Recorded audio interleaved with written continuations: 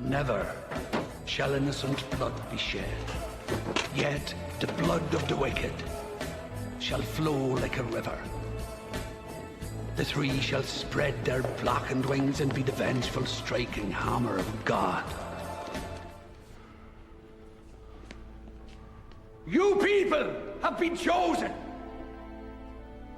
to reveal our existence to the world. You will witness what happens here today, and you will tell of it later.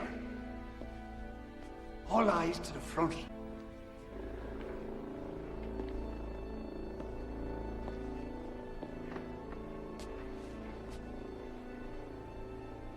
You must watch, dear. It'll all be over soon.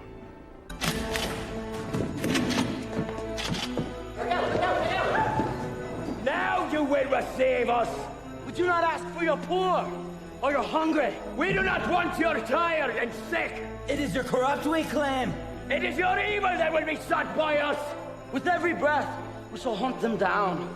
Each day, we will spill their blood till it rains down from the skies. Do not kill, do not rape, do not steal. These are principles which every man of every faith can embrace. These are not polite suggestions. These are codes of behavior. And those of you that ignore them will pay the dearest cost. There are varying degrees of evil. We urge you lesser forms of filth, not to push the bounds and cross over into true corruption, into our domain. For if you do, one day you will look behind you and you will see we three. And on that day, you will reap it. And we will send you to whatever God you wish.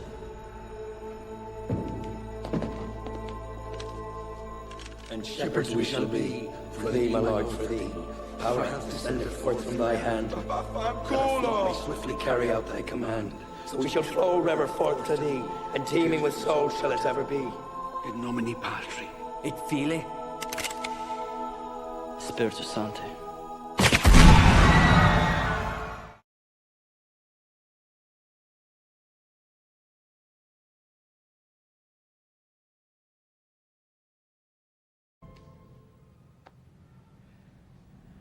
How far are we gonna take this, Star?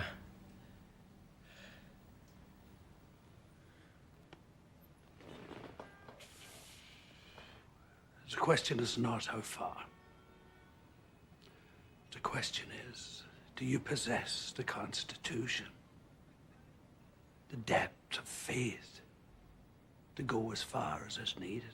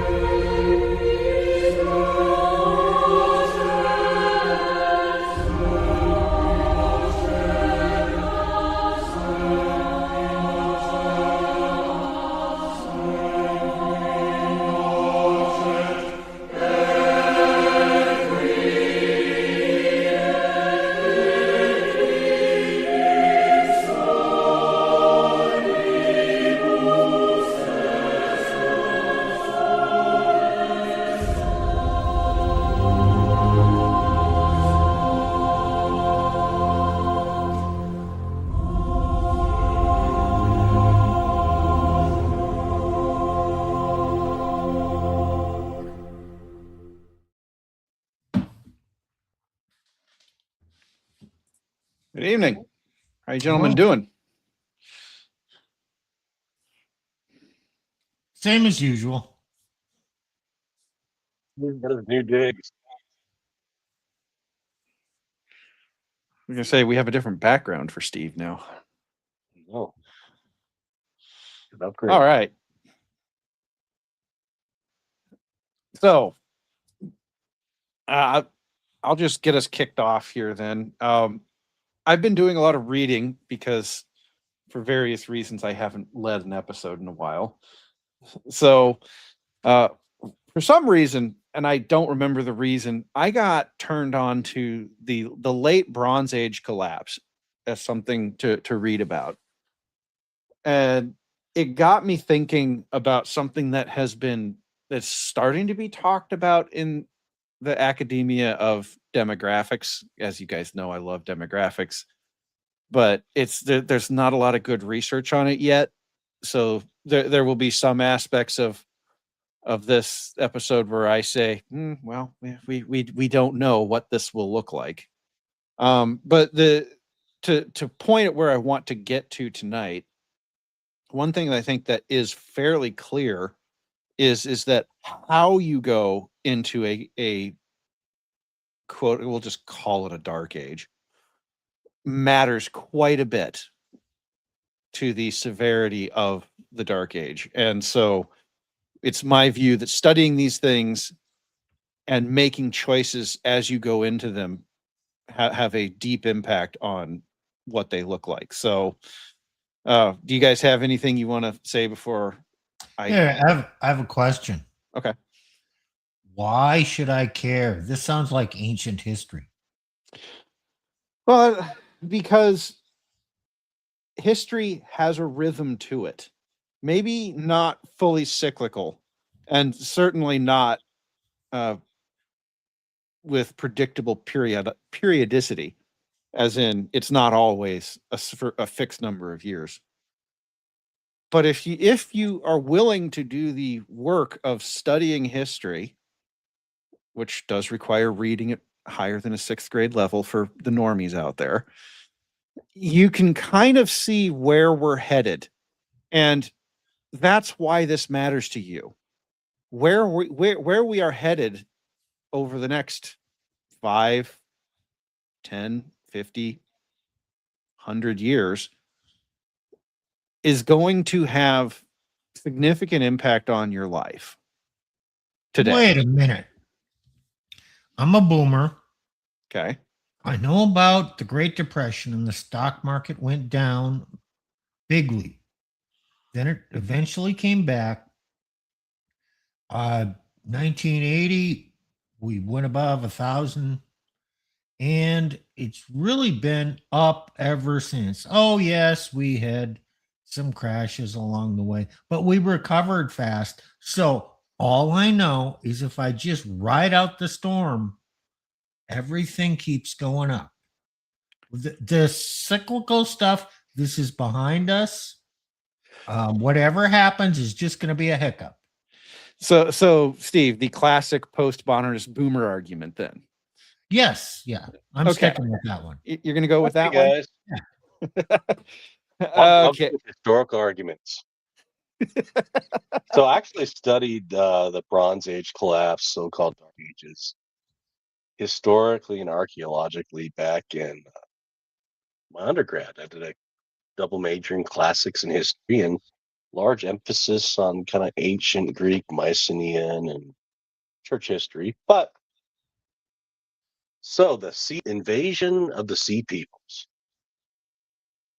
You can see this narrated in ancient Near East history, particularly with the ancient Egyptians. You see also archaeologically destruction layers across ancient Near East. Also during this time period, you have the Mycenaean B, Mycenaean A. I mean, sorry, linear A, linear B. Linear B became what kind of quote unquote evolved. I hate using that term. What you have turned into Ionic and later to classical and Koine Greek. So you have these invasion of the Sea Peoples, destruction layers across ancient Near East. During that time, there's probably the Trojan War around 1200 to 1000 BC, depending on how you date it. Evidence. Yeah. Then later on, you have the fall of the West, not on the east side so much, but on the western part of the Roman Empire. You see this kind of repeat. Everything kind of gets upheaved. There's this upheaval, civilizational collapse, translates into tribalism, new kingdoms, new lost technology. Some technologies actually does grow, but some technology is lost. The advances that they're having have been lost and then later recovered. The, so you see, this also with the fall of the empire, the western part of the empire, particularly. You have the invasions of all these Gothic empires. Never recovers and kind of recovers for a bit. Then you have the Viking invasions and more destruction layers building, but the church kind of held together in the Well, West. the interesting thing about the church in this is the late Bronze Age collapse precedes the establishment of the church by a good, particularly the Catholic Church, by what, almost I mean, the 1,500 Christian years. church versus the ancient ecclesia of Israel. But Yeah. yeah, it does precede it by about 1,200 years. It's interesting. You see a lot of the same sea peoples are correlated. Correlated Phoenicians, which you could also correlate the Philistines with them. And who was the during this time period in the Book of Judges? Who was Israel constantly fighting against? The Interesting, right? Philistines. Yeah. So, well, and I wasn't looking at the what they call that, the Levant, as much when I was reading this, although they do mention stuff happening there. Oh yeah, Wh- especially the Egyptian texts. Yeah, well, part of all of this of the Bronze Age collapse is the collapse of the Egyptian Empire, and it is a final collapse. Egypt never recovers from this. Greece I mean, they're still does. there, but not in the same way. Yeah. Yeah. They well, I mean, they still exist as a people group today, as a distinct people group, but they've No, I mean, like never. their empire still, it never was the same, but they still had they were still there, but they were never what they once were. Right. But see, that's normal for the fall of empires. And everyone's, one of the things I love hearing is, oh, the United States is the empire that's falling. Okay. Well, let's talk about all the Maybe. other empires that currently exist today in a somewhat decrepit state. Wasn't planning on going much here, but the Brits were I a might bit of have an jumped a empire. lot. Sorry. What? I might have jumped you a lot. I'm sorry. Yeah. I gave Nick a 20-minute rundown before the show of what I was trying to do. So Nick he's locked in. He's raring to go. Like, I remember studying this. Well, but it's interesting that about 300 years ago, the Brits really come into their own as the British Empire. Where are the Brits today? Well, the latest report's not very welcoming. The latest report is mostly made up of words that Well, we cannot say on YouTube, right? right. Um, 250,000. yeah, Well- you good gentlemen will just have to track with us on that. Just at the height of the Industrial Revolution was really fired up, mainly came about from England. Yes. I mean, at the time, 1600s, 1700s, they had the industry, they had the finances, they had all the inventions and the engineering. They did all the weaving, cloth weaving, wool. They took over that. They mechanized that. Then the cotton. They had all that. They invented the steam engine. They had the mining. They were at the forefront of technology. No one could touch them. Come close.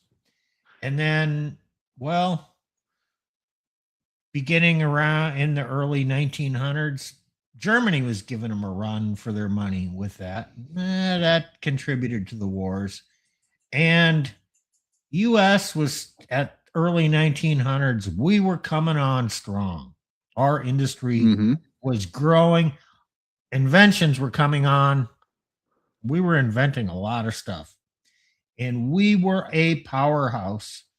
And over the course of the next 40, 50 years, from 1900 to, I don't know, 1950, even the wars aside, we just dominated technology. We had all the manufacturing, and Britain kind of lost that edge. Well, I kind of see the same thing happening with us now. Ah, okay. I don't. And That's a different thing. Well, maybe the knowledge base, you could argue there, but the manufacturing, a lot of our goods come from elsewhere. We're not down and out. I'm not saying we're in eclipse, but the world is changing from a one power dominate everything kind of to a multi-polar.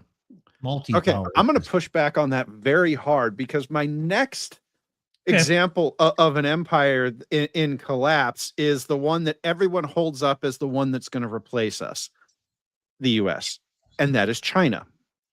Now, yeah, well, and we've done shows. I've still got the let's see, that's the folder. Yeah, okay. I didn't have this up, but I can add it real quick. Tofu engineering? No, it's I don't think China's going to replace us. I don't think Russia's going to replace us. Yeah, okay. There we go. But there will be spheres of influence. More so now. I think so. I think, Steve, you're correct, but not in the way that we currently think about it. Okay. Okay. So we tend to think of this, when we think of multipolarity, we think of two or more great powers sort of tacitly sharing the world. Cold War scenario. Cold War. Exactly, Nick. A Cold War scenario. That's how we tend to think of it. Historically, the Cold War was an absolute aberration. Okay, nothing like that has ever happened in human history, where two did with the Roman Empire, kind of Roman Empire and the Persians, kind of, but not really.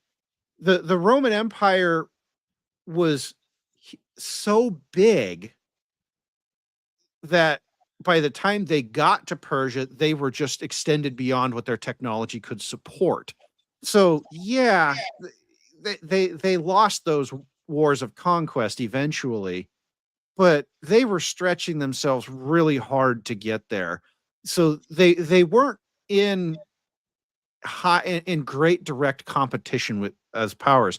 The other big power at that time would of course be China's early in its 3,000 year history was also, but that power was so far disconnected that it had no impact on the Roman Empire outside of long distance trade, which is a very thin, the Silk Road, right? Yeah, the Silk Road. But that was what we call a long, thin route. Yes, stuff came, but to be able to afford it, you had to be very high upper class Roman. Your average Roman did not own things from China.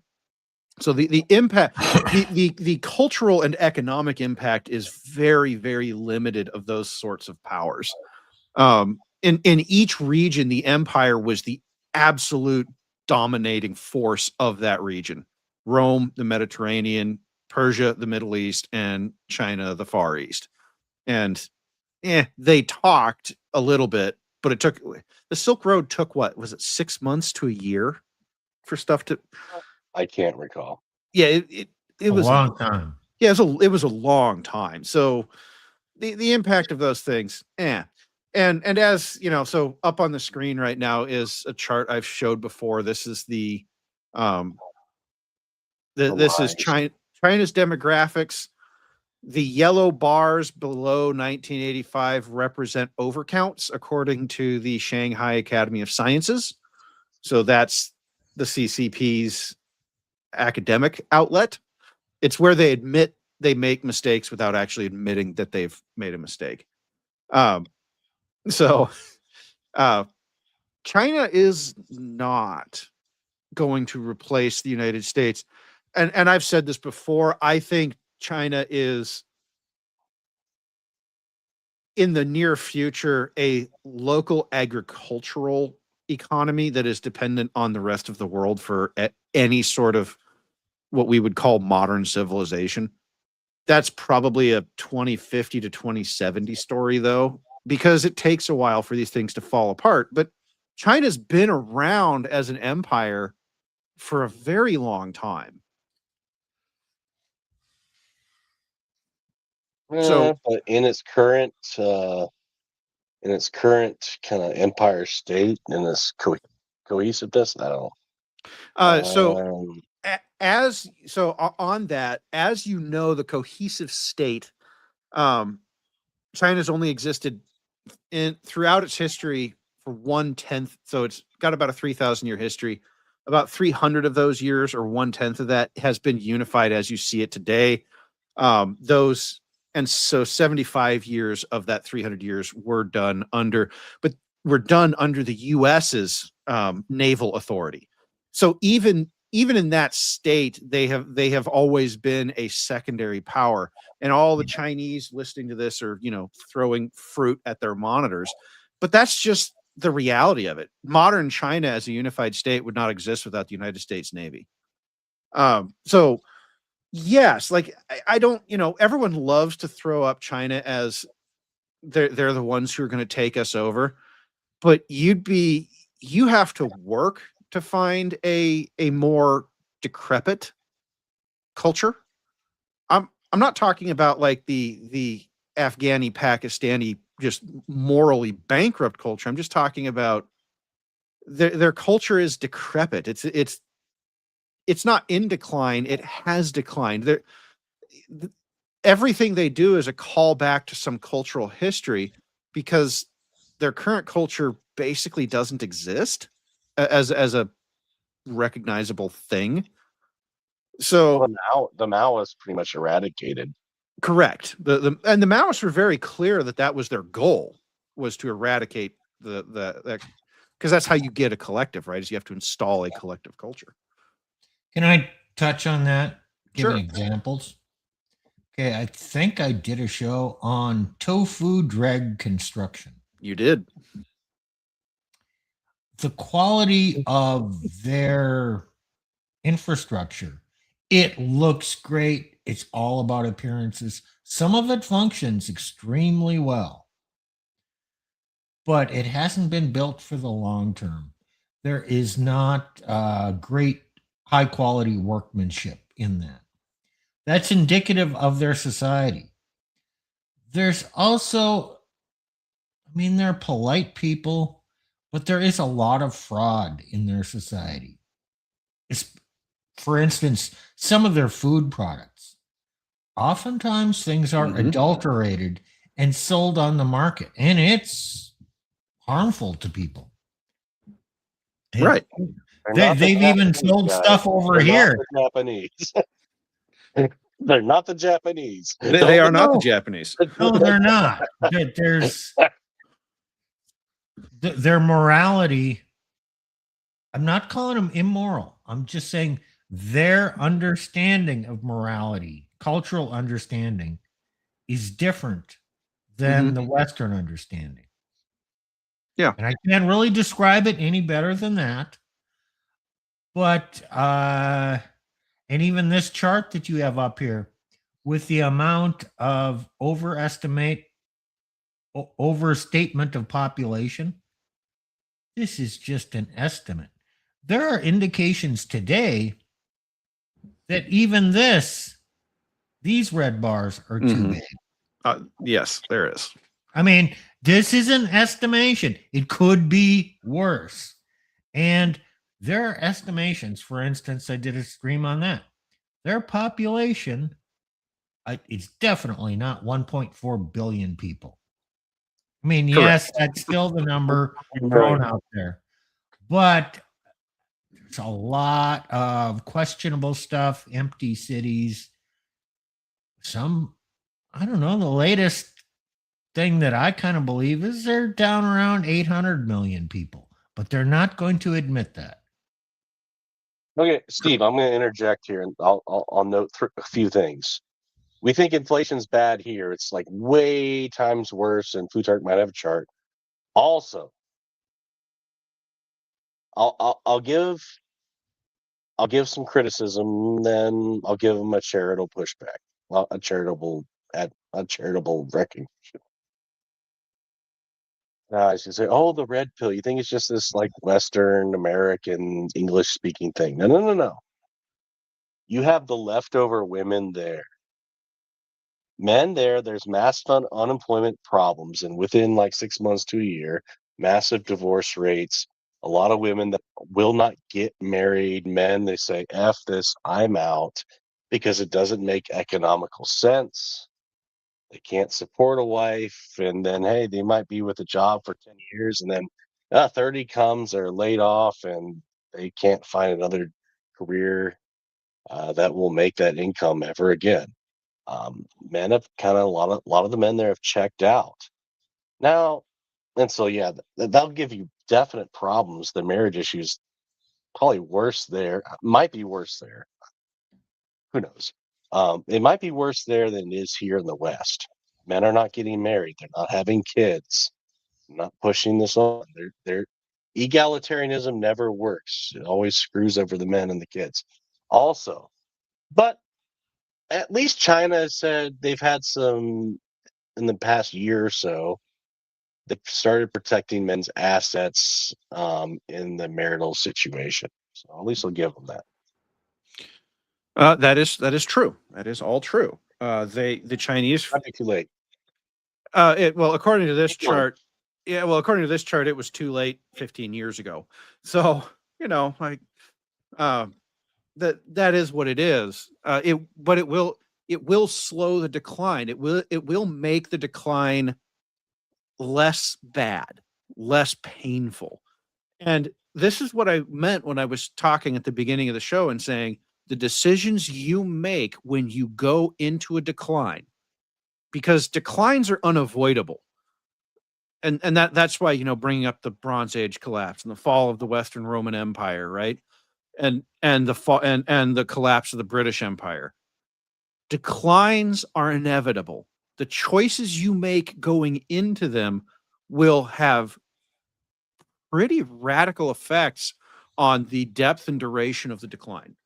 And now, whether or not China is recoverable or not, I don't know. But they made a good decision on their way down, and that was to tell the women to pound sand on divorce assets. That's a good decision. So, and that will have ripple effects forward for their demographics. We are 20 years away from knowing what those will be, but they will be. And I can't find the inflation chart I had. It's been a long time since. Yeah. So if our inflation, if we are running 140% debt to GDP, they're running 2,100% debt to GDP. So, and since debt is money printing, that tells you roughly the inflation rate that they're experiencing. It's wild. Here's another thing that lets you know they're in deep financial trouble.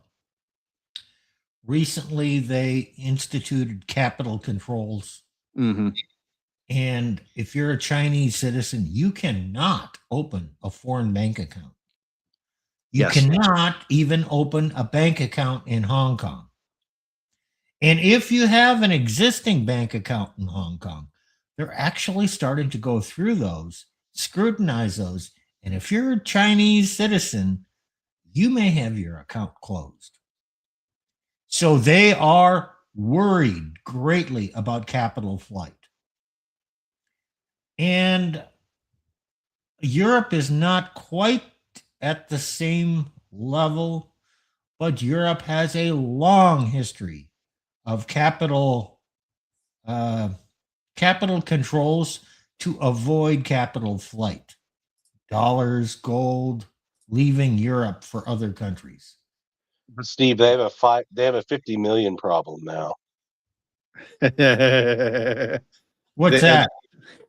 He's talking about the invasion. Oh, well, yeah. They got it worse than we do. Well, but okay. But there again, this goes to my point. The Euros, there were a bunch of smaller empires. You have, of course, you have the Russian Empire on the eastern border, but you have the French Empire, the British Empire. There's Germany Germany kept trying to be an empire, but everyone else ganged up on them. So you've got Holy Roman Empire, dang. Yeah, so Germany was never able to maintain a true empire for very long, but the Prussians sure tried. I mean, The Prussians were German, basically. But the interesting thing about there is that so you've got all of these empires in the old European world. You've got the Chinese Empire. You've got all the Persian empires, and the sort of South Mediterranean of that's not really an empire anymore. In But the what Ottomans? you see, the Ottomans, yeah, they're mostly It's gone. the South Mediterranean. Yeah. Well, You have Turkey still. Right. Yeah, the Ottoman was pretty big. Austro-Hungarian Empire. Tie No, or shoe. Yeah. Shoe. Yeah, Otto von Bismarck. Exactly. But so what you're seeing is that there are a lot of empires that have existed for a very long time that are doing way worse than the United States is. And to go back to this idea that the United States is an empire, if so, it's the only empire in human history that paid its vassal states to exist. So I don't buy that argument. But if you look at history, Control maritime trade still. That's the only thing that. Yes. What are you going to do about it? We control maritime trade since basically World War I. Really, since the end of World War II, when there were no other navies afloat. Well, after World War I, we took over the British debt. Their navy was never the same, but they could still float to the Mediterranean and control the Soyuz or control that whole region. So they still controlled a lot of the old world trade. So what I'm getting at is that there are a large number of decrepit, dying empires to shuffle off this mortal coil. And the thing about the late Bronze Age collapse that really stuck out to me is, here, I'm going to throw this up on the screen here. Yeah, I have it. I think I have it set up correctly. Yeah. Okay. There you go. So, Wikipedia. Yeah, I know Wikipedia, right? Just sea peoples are on there. I mentioned them. There you go. Well, so there are a lot of different explanations for why this happens, and the one thing that everyone kind of agrees on is that no one of these explanations is sufficient to explain the collapse. There were some environmental changes. We have the geologic record of those. We now know that those geological changes were probably tied to a solar cycle. Everyone knows about the 11-year cycle, but there's a longer one. It's probably tied to pound sand, you freaking climate global Yes. Of course, you have the rise of iron metallurgy out of what we would call modern day Bulgaria, Romania. There's a lot of different things. Earthquakes were a really popular explanation for a while, but more recent research says, probably not it, because Well, you can have volcanic eruptions that do change. They can have very severe effect on local economies. And oh, there you go. You're pulling it up. well, no, I'm just pointing out that they list it. You know, Yeah, it's there. I mean, well, like the Hecla 1800s, I think we had a volcano. Like even in America, we had like snow in the midst of freaking summer. yeah. Because a volcano erupted. I mean, you're like, why is there snow in the midst of summer? Well,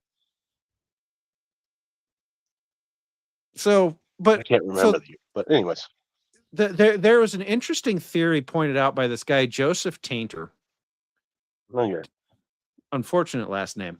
But he calls it general systems collapse theory. And he proposed that societal collapse results from an increase in social complexity beyond a sustainable level, leading people to revert to simpler ways of life. The growing a little bit in 2020. Oh. Well, this is the thing that really stood out to me when reading about this. Increase in social complexity beyond a sustainable level. Sustainable level here is not an absolute. It is relative to the technology of the area of the era, but also to human really understanding of history and, you know, okay, well, we don't want to make these mistakes, so we'll just make some different mistakes instead, right? And, you know, our understanding of the past. These people just had less to work with. There was less written history. There was the oral histories were easily corruptible because they're oral, right? You know, so didn't have massive paved roads for routes. They didn't have the internet to share information at the speed of light, right? Well, they didn't have even the Roman routes where they would bring in their soldiers and they'd build roads going everywhere. Right. And establish more or less safe trade, you know, right. across And long distance. And the Roman roads are largely credited for why the Roman Empire lasted so long. They could move their troops around their empire faster than anyone else could get them, you know, oh, the Persians are attacking, move the troops. Oh, there's a bigger reason. Roads mean commerce and trade. Once you have roads, you can trade with your neighbors. Mm-hmm. And everybody does better. So yay, Roman roads. Oh, we're all in favor of this because my standard of living goes up because I can trade with my neighbor and the cost of moving goods declines dramatically. So everybody benefits. Oh yeah, you can bring soldiers in over the roads, but it was the trade. It was commerce. Eisenhower and the highways. Correct. Yeah. Yep. Well, so there I have a different I don't know if I can switch it quickly or not. I have a different Wikipedia article up that describes the Greek Dark Ages. So the Greek Dark Ages are the period directly after the late Bronze Age collapse. And the Trojan War and what happens afterwards. Correct. And it talks about, you know, Nick was spurging out about writing systems and whatnot, and it talks about that. There is very little during the Greek Dark Ages. There's very little written anything. And well, one of the things that it was pointed out in this article was that actually this is good. I should just pull this up here. I'm just going to pull this up. We'll remove this. Stop sharing. And pull up the Greek Dark Ages. Okay. So what's really interesting in reading Homer's Iliad and Odyssey, translating that in the undergrad level, is you see carryovers in the translation from Linear B into the Homeric Ionic Greek script. Mm-hmm. So you see the link.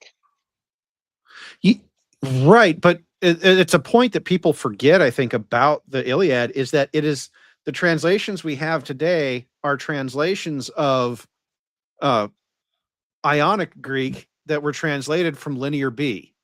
Right, and they carried forward because they're in poetic verse, so that's why so they had a certain pentameter, and it carried on by oral tradition, so it would carry on, and that's why some of the Ionic Greek is very difficult to translate. If you're not familiar with some of the script. It's So very fun. I enjoyed it. can you guys tell that Nick is he's having a bit of a nerd fest with this? Oh yeah, this one? absolutely, absolutely. So this I thought was interesting as well. With the collapse of the palatial centers, no more monumental stone buildings were built, and the practice of wall painting may have ceased. Writing in Linear B script also ceased, and vital trade links were lost as towns and villages were abandoned. Writing in the Linear B script ended particularly due to the redistributive palace economy crashing. So what they're talking about with the redistributive palace economy is a whole bunch of basically taxes and tributes would be sent to the palace and then redistributed back out to the court and then to the You didn't read that next part. There was no longer a need yes records about commerce. Gee, you don't pay taxes. You don't have to keep ledgers of commerce. And all those towns and villages that were abandoned, they were probably part of trade routes.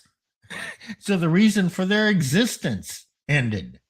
Just like in the US, you'd have a boom town. Oh, we discovered gold. The population would explode. Mm-hmm. Then, okay, it's exhausted. Everybody would leave. Right. Well, and it's funny you say that because so the population of Greece did decline during this, and I have a chart throughout history. This happens throughout history. What have I said, Nick, about the Book of Judges? And Interesting. The Book of Judges happens around this time period, and the population of Israel declined, and the population of others declined, and yet the sea peoples, technically around Philistine, were always harassing the Israelites. Yeah. Population declines happen throughout history. I don't have the Wikipedia article up for it because I don't really need to, but there is actually okay, here we go. Pull this up. Sorry guys, I'm going to be jumping all over. And by the way, there's destruction layers in the archaeology in the ancient Near East as well, so you can see the aftermath of what happened. There's destruction layers in the archaeology. See that there's a major regional, at least regional, around this area in this period of history where large civilization collapse, war, probably due to war, famine, floods, natural disasters, whatever. Okay, I'm gonna pull up the article on the bubonic plague. Yeah. So, because I think this is interesting. There's a couple points I want to pull out of it. Here we go. Okay, I'm nerding out. I'm sorry.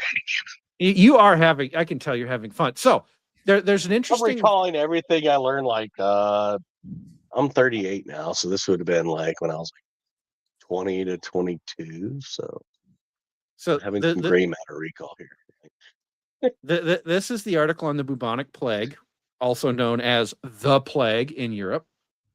Here's a fascinating number. Mortality if untreated is somewhere between 30 to 90%.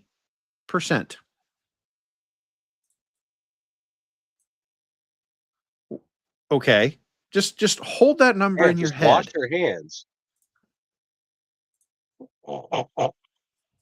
Just wash your hands.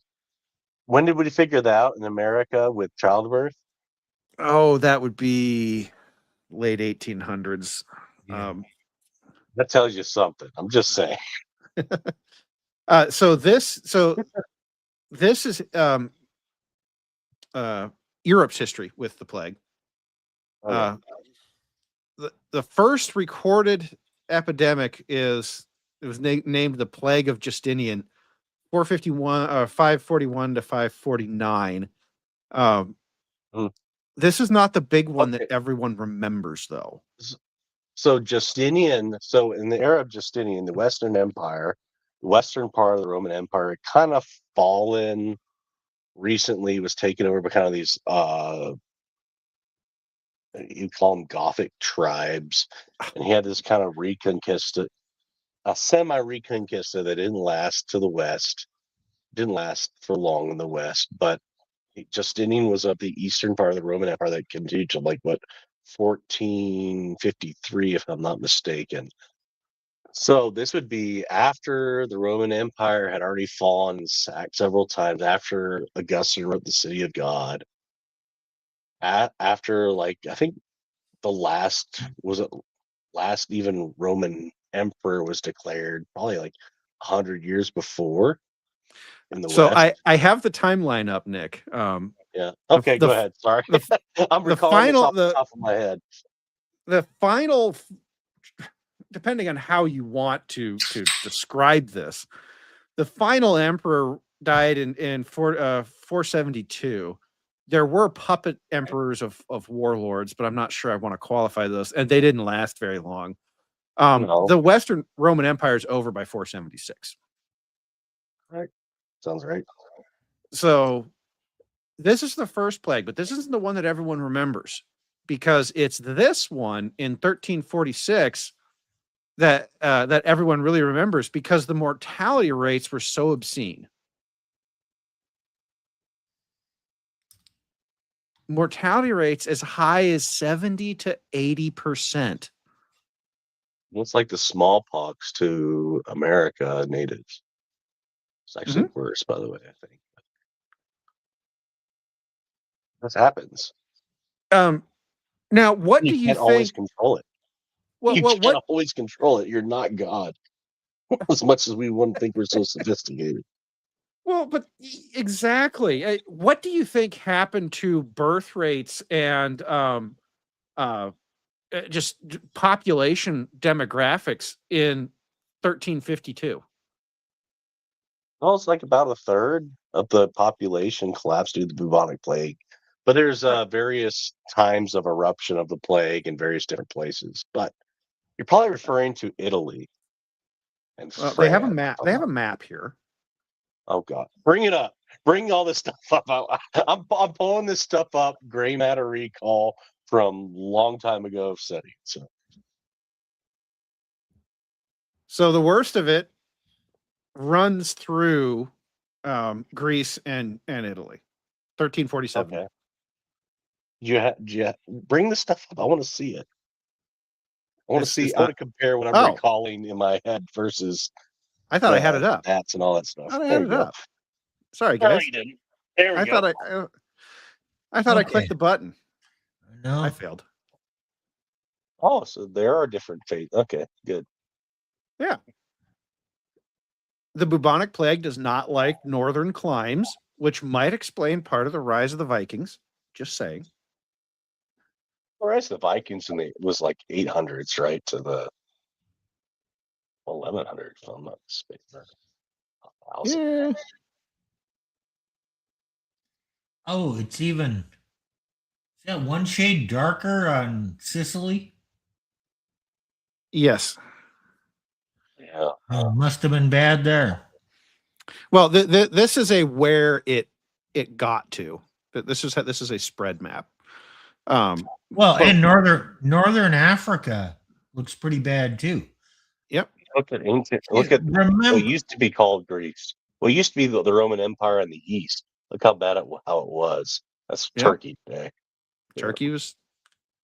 Okay, Americans don't realize that northern Africa, the Middle East, was high civilization. Mm-hmm. I mean, very important. Breadbasket of the world. Yes. I mean, Augustine, he was in Hippo. What country was that? Carthage. That's the Roman Empire. Yeah, I know, but that's in Africa or in Middle East. Would that be like Tunisia or Libya? Yeah, okay. So that was high civilization. Persia. What's the reason Persia has existed? Well, Persia was on the Silk Road between China and the Roman Empire. There was plenty of trade going through there. Damascus, Jerusalem. That was major. That was a major route. Commerce was a big industry. I mean, that sustained a lot of that.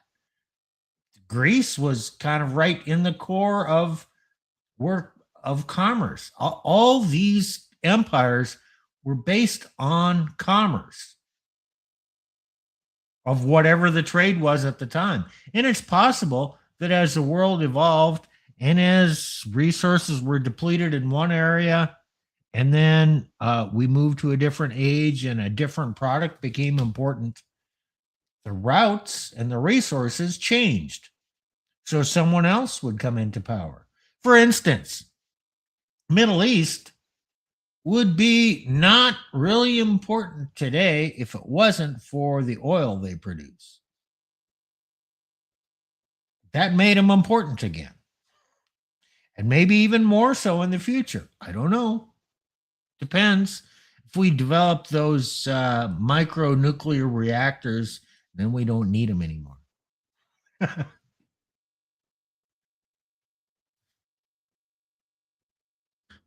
All right. So, okay, I'm going to go back and throw up the numbers because I thought I had this stuff up there.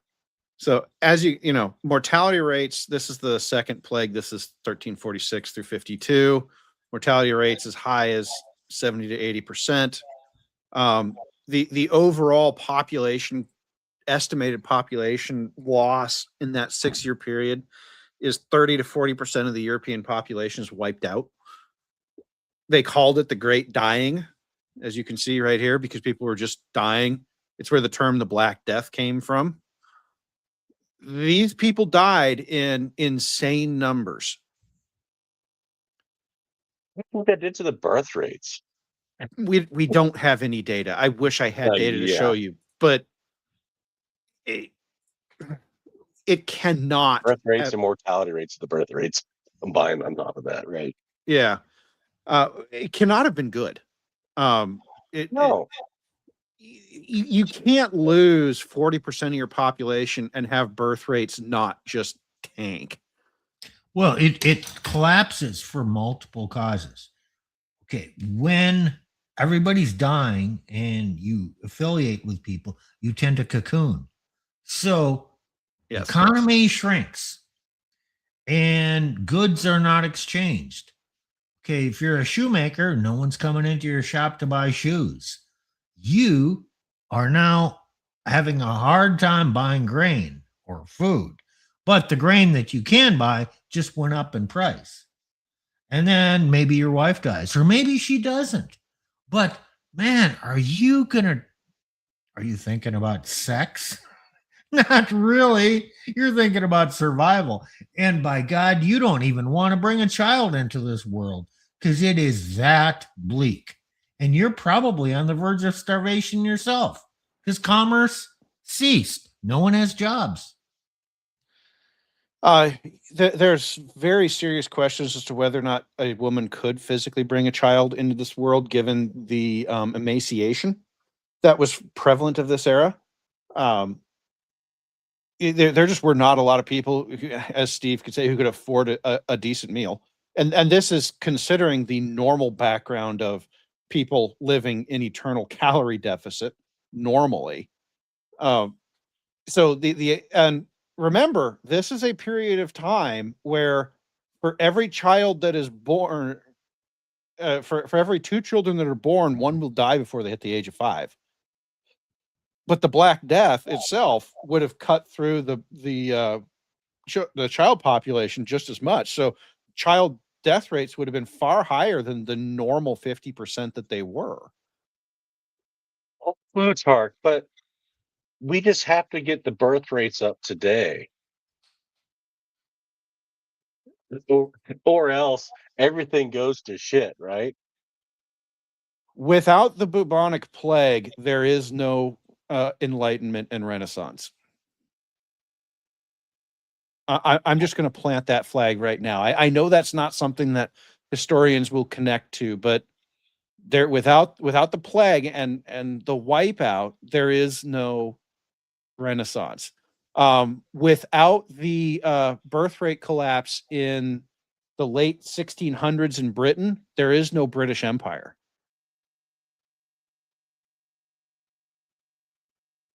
But we've heard like all the trad cons are, or are you going to get to this later? Am I jumping the? Am I You're jumping the jumping? gun a little bit. I have another chart for you guys. All right, keep going. Then we can talk about it as we go. Sure. Okay, I'm gonna Put- put that one away and add back my other one, because there was a key point. There's a couple key points that I want to get to, and okay, it's in this article. Okay, cool. I'll put that one up.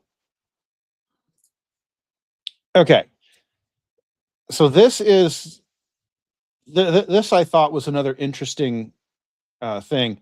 The life was harsh for the Greeks of the Dark Ages. One major result of the period was the deconstruction of the old Mycenaean economic and social structures. It's not on screen unless did you want that to be on screen? I keep forgetting to do that. Sorry, guys. Okay. There we go. Though life was harsh for the Greeks of the Dark Ages, one major result of the period was the deconstruction of the old Mycenaean economic and social structures, along with the strict class hierarchies and hereditary rule. A gradual replacement with new social political institutions eventually allowed for the rise of democracy in 5th century BC Athens. The point that I want to make here is that these downswings in human history are always 100% correlated with future explosions of human advancement, of technological advancement, but also of theological advancement and just intelligence advancement, because they pressure us, as what I would say. They look. So you've got this period, and this is happening 500-600 years before the coming of Christ. Do you think that the world would have paid attention nearly as much if all the old structures were still in place and functioning? Would have paid attention to the coming of Christ and Christianity? Do you think the world would have been as ready for Christianity? No. Right. No. Now, of course, yes, Nick. Go ahead, Steve. If it ain't broke, don't fix it. Yes, absolutely. And so you have to let things break. You have to. Things have to break. And so my thesis for the show... If it's 2008, 2009, idiots, it'll let it break. Okay, can I throw out another adage that applies here? Go for it, Steve. Necessity is the mother of invention. Yes. And look at what the Greeks invented as a result of their Dark Ages. So no one's going to fix anything until it's broken. So you break it. And then all of a sudden, oh shit, we better do something about this. And then you invent a new solution. Meanwhile, also the economics, trade routes change in the process. Significantly. Due to droughts, depletion, whatever, all of a sudden there's different routes of commerce, which puts different people in an advantageous situation. Different people are making money. There's a new industry. Whenever there's a new industry, people get excited about it. And that's where the best minds focus on improving that. And then innovation comes from that. And it happened in the US. When the grain trade started, we had massive amounts of fields growing grain in the Midwest. You needed to get it to markets. And then, they were loading it on ships and sending it to Buffalo. And they were sending men down in ships with scoop shovels. And it wasn't so efficient.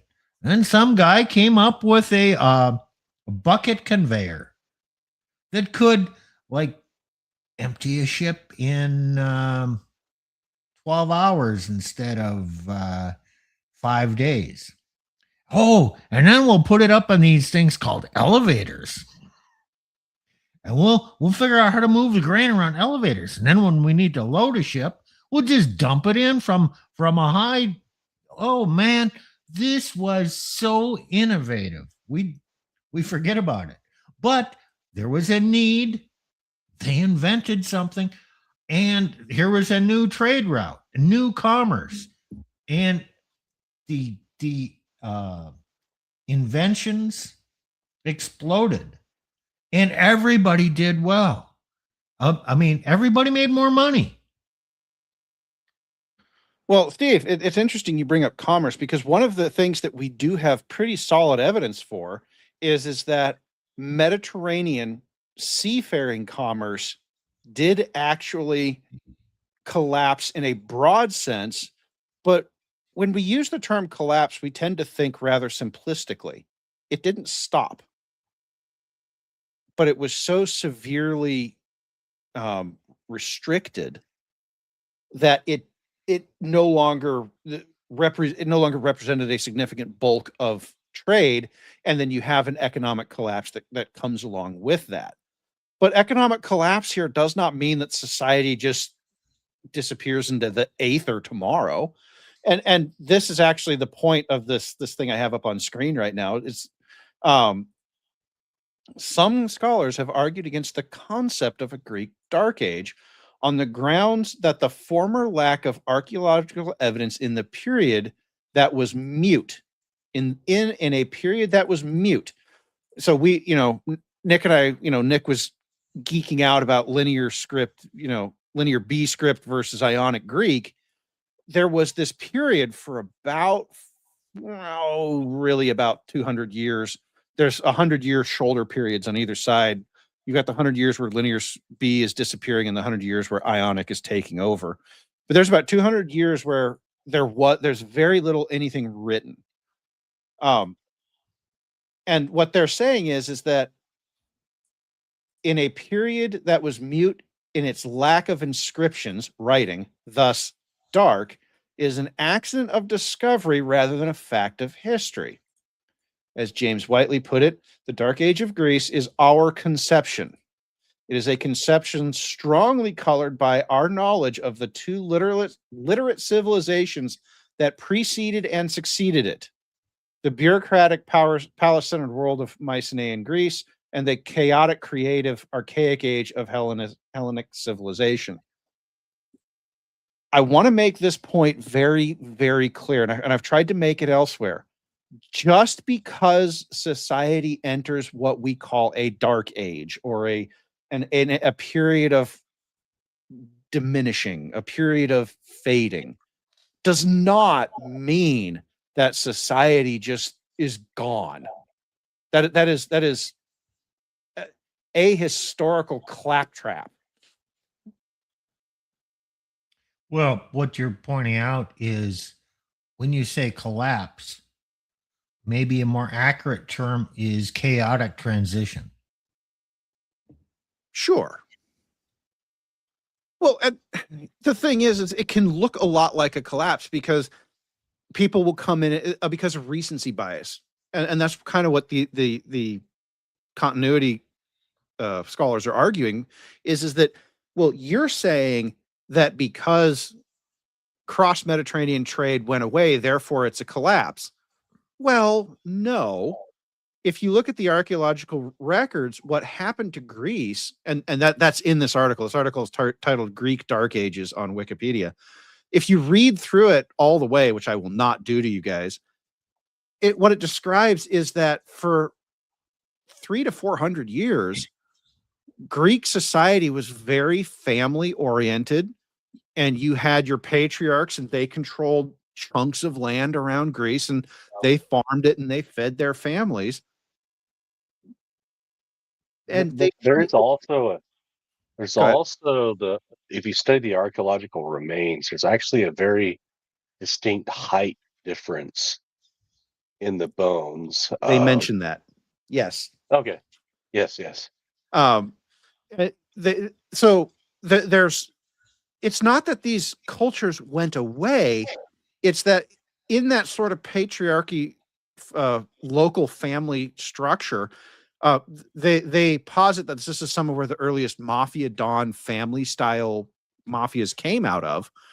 Is family becomes everything, and so you communicate with your family, but you do that not in writing, but in spoken word. And so, for the society of the era, they just didn't need to write. And so that's why there's so little written. What is there to write when you're just talking to cousin Billy Bob down the street? You know, you just walk over to his house and talk to him and then walk back to yours. So there is strong evidence that there was a very complex society that was going on. They just didn't write about it. And so we call it dark because there's no writing of it. But is it dark, or is it just, well, Steve, you were talking about chaotic transitions. One of the things about chaotic transitions is that it breaks down complex or fragile complex order. And in that scenario, you're going to get much more family oriented. Your world is going to get smaller, right? And so you're not going to need all of these tools of high communication and formal. You don't need a formal writing system that can be shared amongst many, far-flung provinces to, collect your taxes. We were talking about the palace system of the Mycenaeans, right? You just don't need those things. And so they didn't have them. And then it's only later, as they start recovering out of that downswing, that they start to redevelop those things, but they're redeveloped in a totally different way. Steve looks like he wants to say something. I was just thinking, when did double entry bookkeeping come about? And what was the reason for that? You mean ledger-based accounting systems? Yeah. Well, they've been around forever. Wasn't that Persia, I think. Yeah, but it came into Europe. I believe it was Leonardo Fibonacci. That's the Fibonacci sequence numbers guy. Yeah, but he was basically an accountant, and he brought the technology of double entry bookkeeping, assets and debits, to Italy. And they started using that accounting method, and it greatly increased profitability in commerce. I mean, there's always innovation, and that's not a machine. That's an idea, and it's an applied, and well, that actually came from, I don't know, Persia or Arabia. It came from hard to say. Indian mathematics have it going back as far as 200 BC. He brought it to Italy in 1200 AD. Right. But it very definitely came out of that Persian region. Yes, Taxicus. So, yeah, I just have to say that the U.S. goes to war against those Iranians. Those people are dumb. We're way smarter than them. Are you sure about that? I don't know. They're pretty advanced people, advanced Persia- civilization. It's had its ups and downs, but don't underestimate those Persians. They're not idiots over there. Persia's been around in some form or another for what, 5,000 years?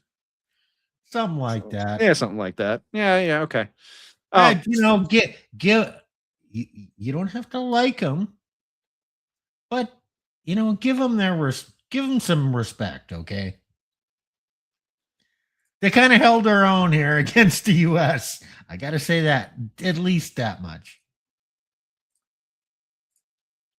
So what does all this, I mean, aside from the fact that Nick and I have been, absolutely just nerding out over history, what does all this have to do with us now? Because there's a chart I want to show you guys that I think might help understand where we are, because one of the things that's implied in here, they don't really talk about it in the collapse these articles itself. Well, here, let me see. I should pull this one up instead. Sorry, guys, I'm juggling a lot of screens here. Okay. There we go. So this is the background to the late Bronze Age, and its character. The late Bronze Age itself, not the collapse, but this is pre-collapse, 1550 to 1200 BC. So you've got about 350 years here. Advanced civilizations with extensive trade networks and complex socio-political institutions characterized the late Bronze Age. There were prominent societies. Of course, we've talked about the Egyptians and the Mycenaeans. The Hittites are another big one. They had these monumental architectures. There were a number of pyramids and cities. I got started on a whole run through of late Egyptian history while I was researching this. A large number of cities, particularly on the southern Nile, were constructed during this period. Bronze Age, advanced metallurgy. The bits of metallurgy that led into the Iron Age were developed here. Of course, you had literacy. Many people could read you had linear script B, but you also had Egyptian hieroglyphics and all that, and many people could read. How do they describe it? Flourishing trade with copper, timber, pottery, and agricultural goods. Diplomatic ties progressively deepened their interdependence, not independence. I want to make that clear. Their interdependence. Geopolitical powers of the time relied on variations of the palace economy system. So everyone kind of had a similar economic system in which wealth was concentrated in a centralized bureaucracy before being redistributed according to the sovereign's agenda. Okay. This intricate web of dependencies, coupled with the inflexibility of the palace system, exposed these civilizations to the cascading effects of distant disturbances. I want you guys to dwell on that for a second. Does that not sound familiar? Well, you have a too complex a system. It's too dependent upon things that are, not necessarily within your immediate control. They can break down. Well, okay. Let's take a recent one from our history of this year. Okay. I was talking about 2020, but yeah. Well, I can go more recent than that. What distant disturbance have we been suffering through this year? The closing of the Strait of Hormuz. Oh, okay. Gas prices been a little high around the country this year. Okay. And you can already see this in the financial economic data. People have really slowed down their spending because the money to pay for that distant disturbance had to come from somewhere else out of their wallets. And we're not done feeling these. Oh, no. Fertilizer went up in price. and was not Even in the distributed. U.S., some farmers had to cut back on the fertilizer they planted. Okay, well, might affect our food supply. Well, Shu points out another one that's going to hit our food supply. Diesel prices. Your food is planted, cultivated, harvested, and shipped by what, Steve? What do you put in your truck every morning? I fill up at the end of the day. Diesel. Oh, okay. Diesel. I don't drive that many miles, but every day I'm putting 50, 60 gallons of diesel to drive 300 to 400 miles. Oh. So, Steve, you might know a little something about the disruption caused by high diesel prices. It doesn't affect me. I'm a company driver. Nice cop out there. But those over-the-road drivers, those independent operators, owner-operators, who are moving freight, it's greatly affecting them. Yes, freight rates will go up. Yes, eventually they got to make money, and there's a lot of companies that run freight operations, and they're going to increase their prices to get the products. Okay, to get those cherries from Washington to Minnesota or North Dakota, there's a truck that drives them here. Yep.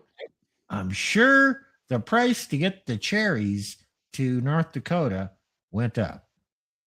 So the cherry price went up. And then our delivery costs to the local stores, the local grocery stores, went up.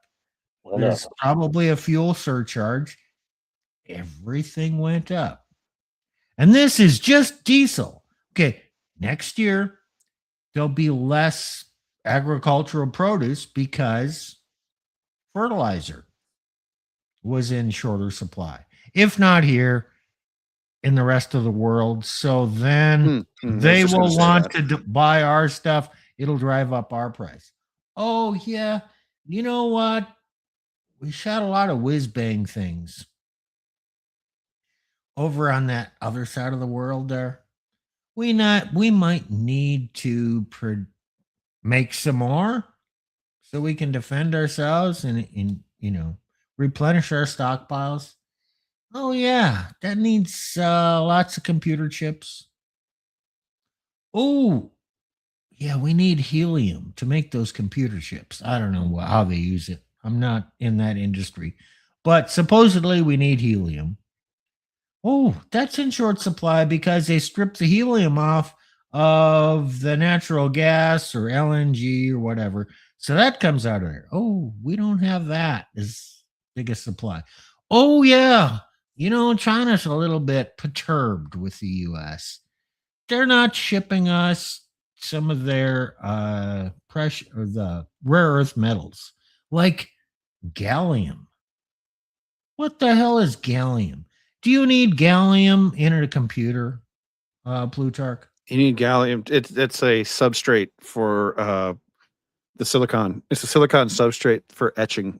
Yes, you need it for chips. Yeah. Okay. All of a sudden, trade is disrupted. The effects of that are immense and long-lasting. And if it doesn't return to normal, the world changes. Populations change. Migrations happen. Food availability changes. Everything in your life changes due to that short little area of the world, Strait of Hormuz, closes. And you know what? You close it from what? March, April, May, June. Okay, we're going to open it up in June. 4 months. Oh, but we got about 2 months till we can, clear the mines and get it flowing again. So 6 months of closure can mean 3 to 6 years of disruption if you can even get it back to the way it was before. We may not be able. I'm sure some things there will be permanent changes from this. Well, so this is another thing that I think people, and this is why I want to talk about the. I mentioned early in the show, so, that there's an 80 to 100-year cycle. You've heard me talk about it many times. This is the fourth turning of the cycle. You can go read the book on that. In there, towards the very end, he hints that there is a larger cycle at play, but he hasn't, and the research really hasn't been done on that. So he just kind of says, well, this thing might be here. But what's interesting is I have highlighted on here on the screen here is extensive trade networks and complex socio-political institutions. We have complex, extensive trade networks. Now, you can disrupt these things. Steve, you were talking about food, and the United States has plenty of fertilizer itself. Your food costs in the United States are probably not going to go up that much next year because, frankly, we have a lot of it. Where doesn't have a lot of it? Where got almost all of its fertilizer from? Africa and China. Asia. Correct. And India. And India. Oh, definitely. So now here's the thing. Yes, the United States could sell them food, but doing so at the scale required to feed, let's see, Africa is 1.5 billion, India's they say 1.4. I'm going to go with closer to 1.1. China's 900. Okay. That is 3.5 billion people. I keep wanting to put that trillion. 3.5 billion people. Thinking about much too much. The United States doesn't make that much excess. The United States overproduces by about 25%, which, if we're talking about a population of 340 million, works out to we have enough to do about 150 million of that, and that's on a starvation diet. We have about 50 to 100 million we need for it. So there's another problem here. Sorry to say. Those soybeans that we're not shipping to China? Yeah. Well, theoretically. What are we going to do with them? Are we going to teach Americans to like tofu? No. Or are we going to ship them to India and teach them to like tofu? What More the plausible. hell? We might be growing too many soybeans and not enough of something else we need. Correct. We have too much inedible corn. Too much ethanol corn. That's actually ruining our soil. Correct. That's ethanol corn for gasoline that he's referring to. It is inedible for you and I. But they can make a less energy dense gas that will burn in your car just barely. The computers have to do some conniptions to make it work. Anyway, so what the U.S. could do is say, well, we've got ours, you can have our excess, but that's it. Okay, so the United States can starvation diet feed about 150 million extra people in the world. Who gets that? Honestly, probably Japan, because Japan imports almost all of its food, including a large chunk from the United States. It'll be the friends and family plan. Europe will get some of it. Okay. No, but that's what it will be. It'll be the friends and family. Europe is our genetic family.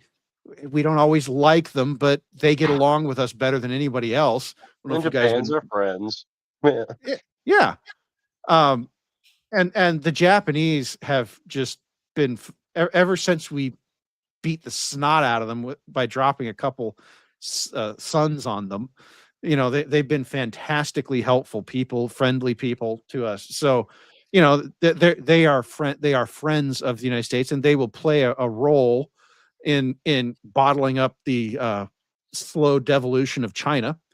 So they not only are they friendly, they are usefully friendly to the United States. So they will be fed, but that's about as far as we go.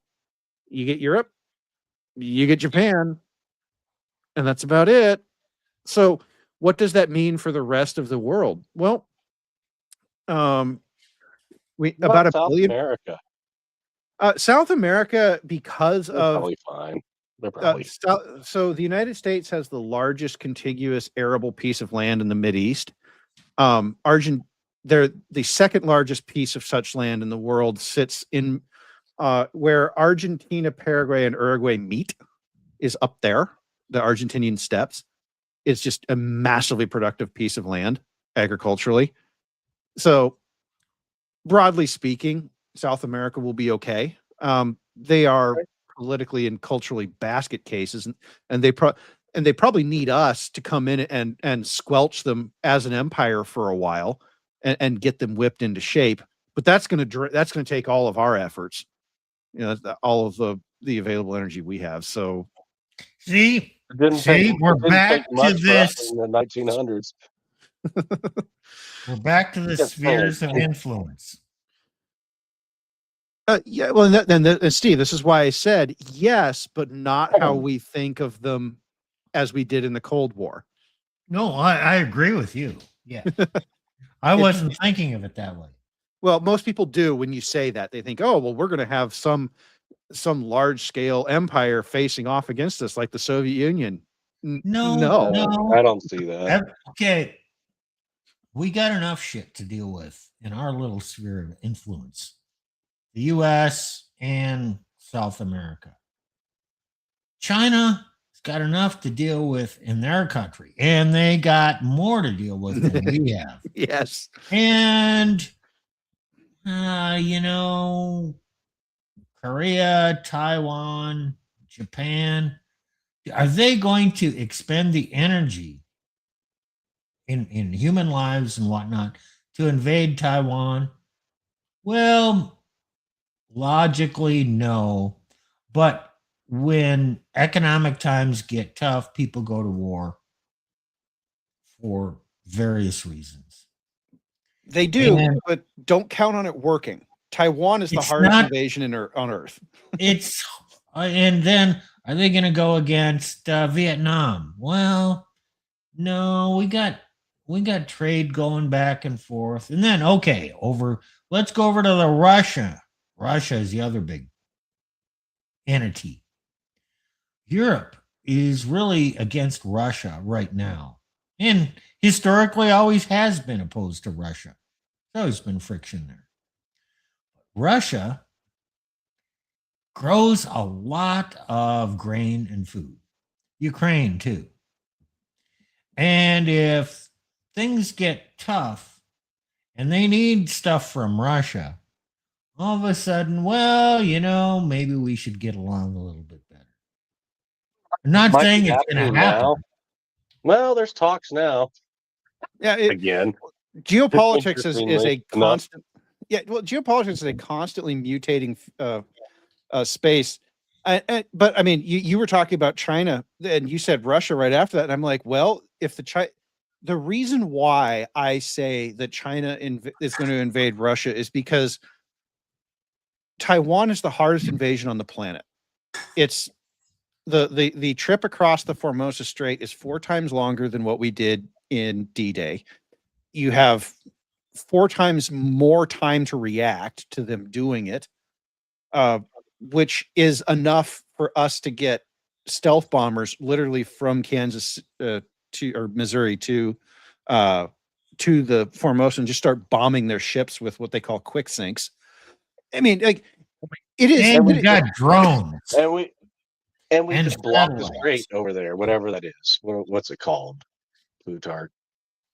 We blocked. Well, and Taiwan's military reserves are 2 million strong. It's just a really hard invasion. Or we can also block their whole trade route. Right. We can. Of them. I forgot the name of it, but yeah, Strait of Malacca. Yeah. Yeah, it's the Strait of Malacca. We can block that, and they can't really touch us. Or they could roll some tanks across their northern border with Russia. Which do you think that they are more likely to do? Just if you have to go to war, don't go to war with the hardest nut on the planet. Go to war with the thing you can achieve. And I personally think that's what they're going to do. And everyone's just going to be shock and awe. And I'll be sitting over here going, guys, I've been telling you told this you since so. I got on air. Go ahead, Nick. Well, you're not saying it's imminent, but Oh, no. It's no. Well, yeah. Most of the population of Russia is in the western part, not in the eastern Right. part. And there's kind of an ethnic demographic in the eastern part with Right. ties to China, even though they speak Russian. But there's also a lot of imports there that speak, I think, what Mandarin, whatever you call it there. Oh, there are. Oh, yeah. It's just, and by the way, Russia's depleted a lot of they're not in the position they were 5 years ago. Correct. They're militarily They were not in a objectively great. not. They were not, and they never really recovered from what they did. Right. So okay. So again, my goal here is not to get too far into geopolitics, but Steve's point, China's problems are going to be very proximate to China. And the collapse of a country that size takes time. I mean, I'm not going to say that they're the Western Roman Empire, because they aren't, but it'll take 100 years for China to go down, and they will lash out along the way. Okay. The start of China's decline is probably 2030. Well, that means you're talking about 2130 before they finish hollowing themselves out. Okay. Like that's a long time from now. And you can say, oh, well, why does this matter to the United States? All these countries that are hollowing themselves out and fighting wars on the way down, well, they're countries that we trade for all sorts of things that current life depends on. That is why the late Bronze Age collapse, I think, speaks directly to where we are today. Those extensive trade networks that are supported by, that require, back then they required the entire Mediterranean. Today they require the entire world, including a primary node in China. Well, as China goes away, you lose that trade barrier is closed to you.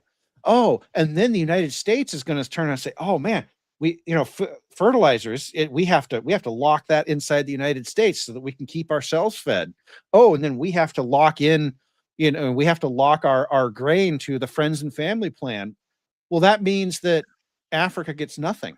And so now you have a billion people with nowhere to go, and they're gonna starve to death.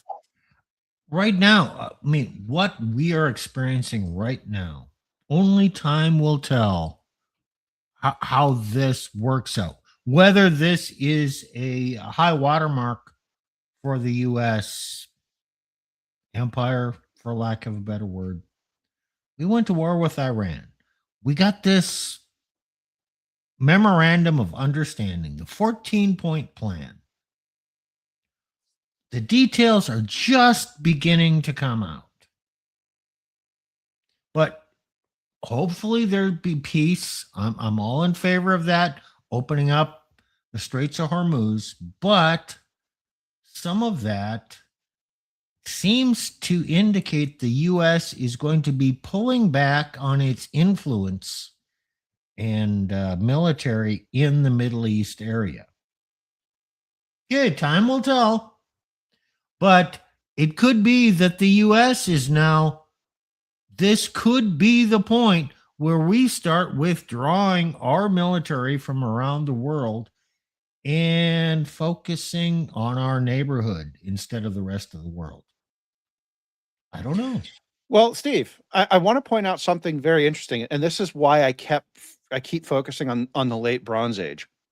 There was a coherent Greek society prior to the Bronze Age collapse. I mean, that's where the story of Troy comes out of, the Iliad comes out of, right? These are late Bronze Age stories, there was a well-defined, well-known Greek culture back then. And then the Bronze Age collapse comes, and for 300 to 400 years, depending on exactly how you date it, you don't hear anything from the Greeks.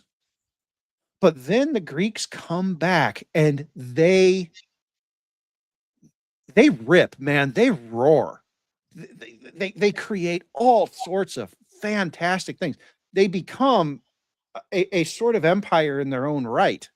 And they maintain that position until the rise of the Roman Empire, of which they are a direct antecedent of. A large part of Roman political philosophy is directly descendant from the Greeks, the Greek philosophers of the second era of the second Greek era. And I could absolutely see this playing forth in the United States future history, which is the term for this. And just for any of the fools who are continuing to watch the show, the few, we are kind of indicating that we are at an inflection point, or could be. It's possible. We are entering into a period of transition, maybe. But at some point, whether it's now or in the future, yeah, it's going to happen. So this trough, before we rise up the other side, this period of transition, how many years are you thinking it's going to be? Give me a range. Okay. Well, I actually have an answer for that. So earlier we talked about the trough, the British trough. Okay.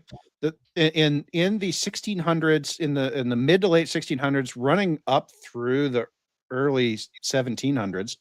So this would be mid 17th to through the early 18th centuries. The Brits experienced major population drawdowns. They experienced significant economic crises. There's some pretty large upheavals in the system of kings going on at the time. That lasts for 80 years. Yeah, it's 80 years. It's like 1650 to 1830, or sorry, to 1730, 1740. And then 1730, 1740, that's when you start to see the rise of the colonies. This is really kind of the first bits of the what we would come to know as the British Empire. That took about 100 years. We'll call it 100 years, but it's 80 to 100 years, again, depending on when you want to date things. If you look at the late Bronze Age collapse, you're looking at 300 to 400 years before you swing back, okay, and really overtake where you were. Now, there is evidence to suggest, and this gets to the super cycle that I've briefly talked about, that we are at the end of the super cycle, and this would be the upswing of the cycle. So you're looking at your Enlightenment and Renaissance eras as kind of the beginnings of this. Steve mentioned the Brits and their just absolute domination of the Industrial Revolution. These are kind of the high points. To use the terms of the fourth turning, this would be the summer. America really came about during what in the fourth turning we would call the fall season of fall, where, let's be honest, by the time you get to World War II, and as Steve pointed out earlier, Britain is not what it was as an empire. It's just not. And by the end of World War II, their empire is basically gutted. But there's still things going on. There's still, the United States is still out here, but the United States is still running predominantly British derived legal systems. We're still spending a lot of effort trying to hold on to these sort of norms of the past, and you can see a lot of that breaking in front of you right now. So in that case, you could say, the United States could be entering this period of a 100-year downswing like the Brits did, or we could be entering a 300 to 400 year collapse as the Greeks did. And I said at the beginning of the show, the decisions that you make when you head into these collapses have an enormous impact on the depth and the severity and the length of time that these collapses take. Okay. When the Roman Empire finally goes away, there were a lot of very bad choices that were made. And as a result, you get the Dark Ages, the medieval era, and we literally have to rebuild for, what is that, like 800 years? So you can make this worse. Well, I want to point out something. Okay, let's say the British Empire pretty much went away at the end of World War II. Okay, they were the predominant naval power. They policed the world. Okay, in my lifetime, 1980, the British were still able to send their navy over to the Falklands and go to war with Argentina. Because the Falklands, which is an island off of Argentina, they were able to maintain that property. It was this close. And now, just recently, the information came out. Yeah, if Argentina would just have pushed a little bit harder, they would have won. But the British could send their navy over there, and they arguably or undoubtedly won the war.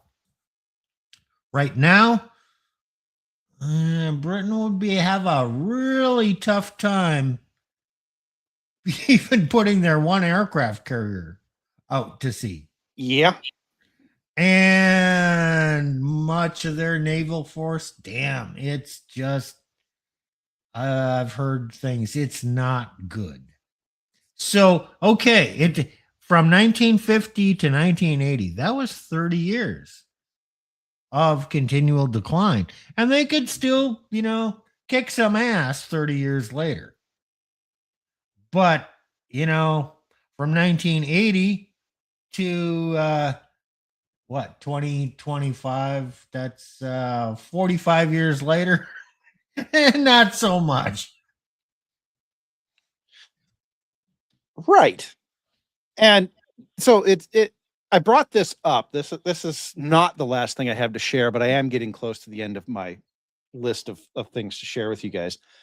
This is the Neil Strauss, or Neil Howe. Sorry, William Strauss was the other guy. William Strauss is no longer with us. Neil Howe. This is from a book called The Fourth Turning is Here. And this is his tracking of generations going back to 1433, King Henry VII, that era. And it tracks his generational cycle forward to today. Everybody disagrees with his timelines. It's kind of funny to watch because people are desperately attached to their Pew statistics buckets, because being sold to is apparently the most important thing ever. But you'll notice they're always with one exception. Interestingly enough, that exception matters a lot. With one exception, they are four. There's always four seasons. The exception of the what he calls the transcendental gilded progressive. The Civil War should not have happened when it did. He talked about that at length in a different book. You can go read that. So, but if you note where the British start experience. The reason I want to pull this up is if you look down here, and I'm sorry I can't make this bigger. It's how I have it loaded in StreamYard. If you look down in the lower left, you'll see Puritan, Cavalier, Glorious, and Enlightenment generation. Starting with the Glorious and into the Enlightenment generation, and all the way up through the Republican era, that is that chunk where Britain is experiencing a significant population decline. birth rate declines. Now, we associate the Enlightenment era, and that's, what if the Enlightenment era, why were all these people not having kids? Well, there hasn't actually been any official like record study going on, but look at the things that are happening here. The Liberty area, 1924 to 41. Who's the archetypal person? George Washington. So this is to try and place where this is happening. Okay, Britain is not an empire yet. It will be in short order, and it comes very quickly. Part of the thing that convinced the British to try and fight the Americans for so long during the war that would come later, and it would come, that's what, 30 years later, 30 to 40 years later, again, depending on how you date the end of their birth rate downswing, is Britain was an up and coming empire. They had just pretty resoundingly defeated the French in the French and Indian Wars. That's part of what triggered the whole thing, right? All of that's going on, but they were not the established dominant force, and you can see that with the French did not succumb to them until the early 1800s. Finally, and so it's not until so they had to go through the downswing, come out of it, fight like hell to get there, and then it's the Napoleon is kind of the final end of France as a major imperial power in Europe, and that is, I forget exactly when he goes. I should look it up, but that is very definitely. There might be another parallel here. Yes, early 1800s. Yeah, I was right. The British spent a lot of money fighting the French Indian Wars in North America. Yes, sir. It depleted their treasury. It cost them a lot of money. And then financial troubles happened. And they needed to raise taxes. And the population at home, the native British population, wasn't too happy about that. So they raised taxes on the colonies. Well, the colonies weren't too happy about that, and they rebelled and revolted. And it all, well, on a simplistic view, it was all caused about pissing away a whole bunch of money on a war. Well, time will tell. Did the U.S. just piss away a lot of money on a useless war? How many of them? Yeah, time will tell. I mean, I haven't formed my opinion on it. Just speculating. Could it be? Well, I would argue that the Great Sandbox War of 2002 to 2022 would be a far better example of that kind of French and Indian War dynamic. But the French and Indian War is what, 1750s?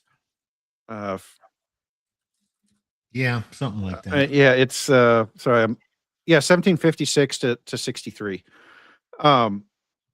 It's part of the 7 Years' War is what they call it. The actual French and Indian War was 54 to 63.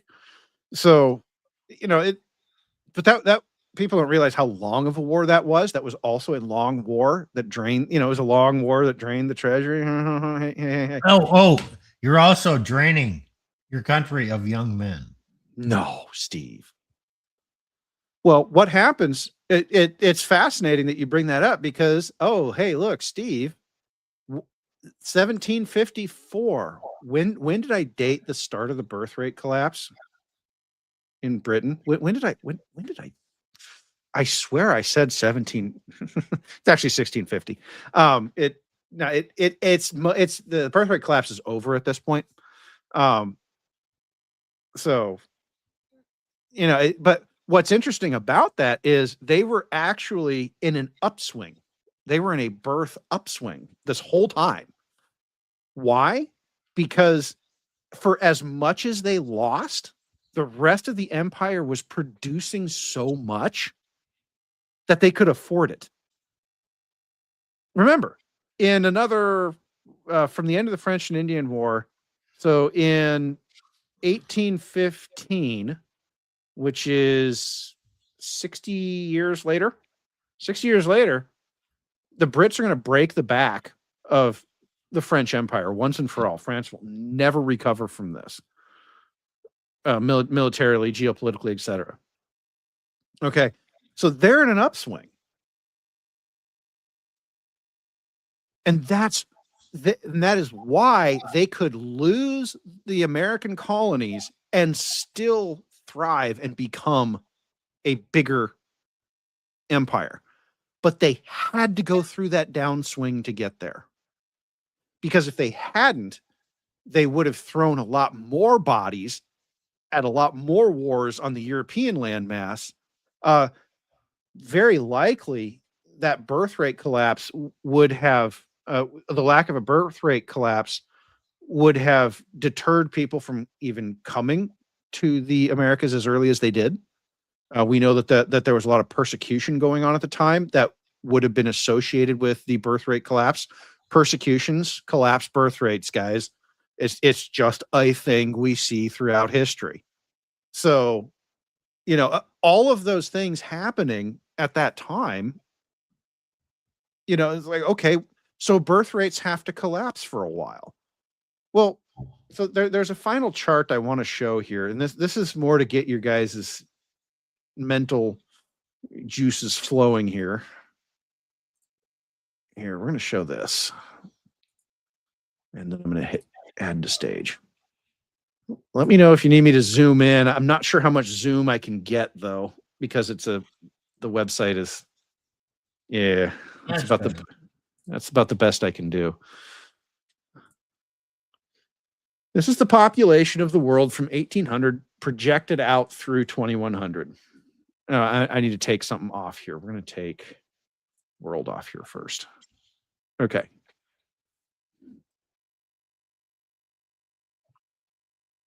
Does this chart look interesting to somebody? Is there anything that stands out here? China. And India, but yeah. Okay. Yeah. What else stands out? Is there a certain year that might matter? 2008.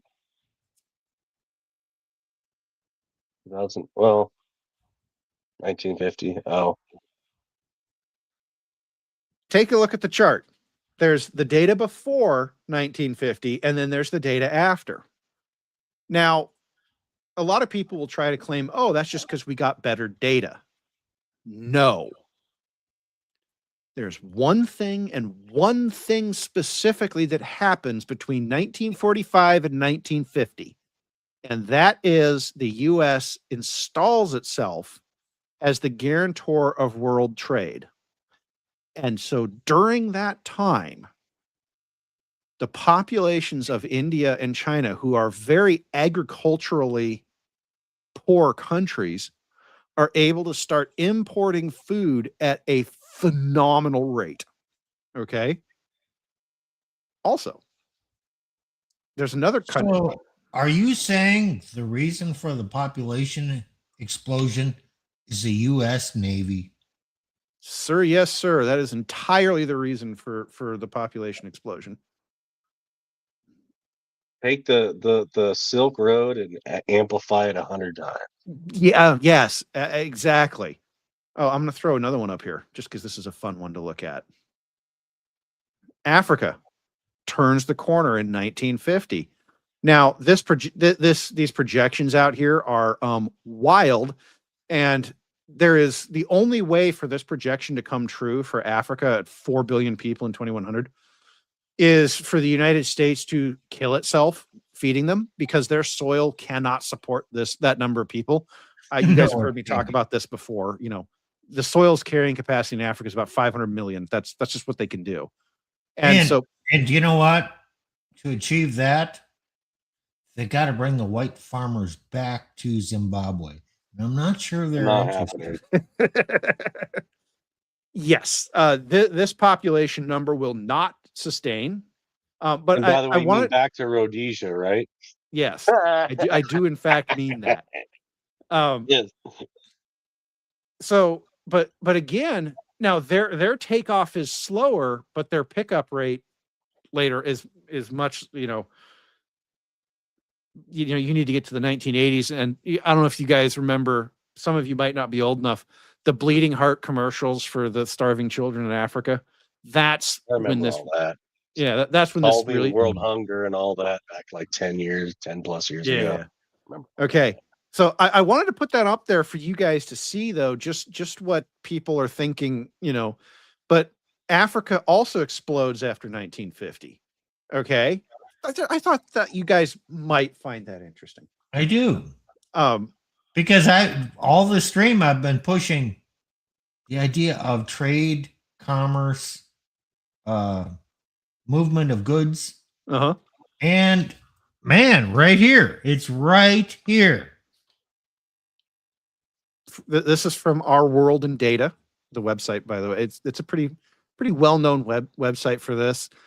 The data source is the UN, HIDE, and you can take what you will.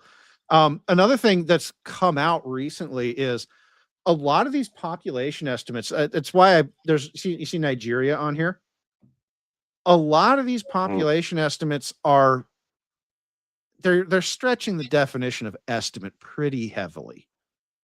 Does anyone really believe that somebody from Nigeria, that the Nigerian or government of Ghana has any good idea of how many people are really there?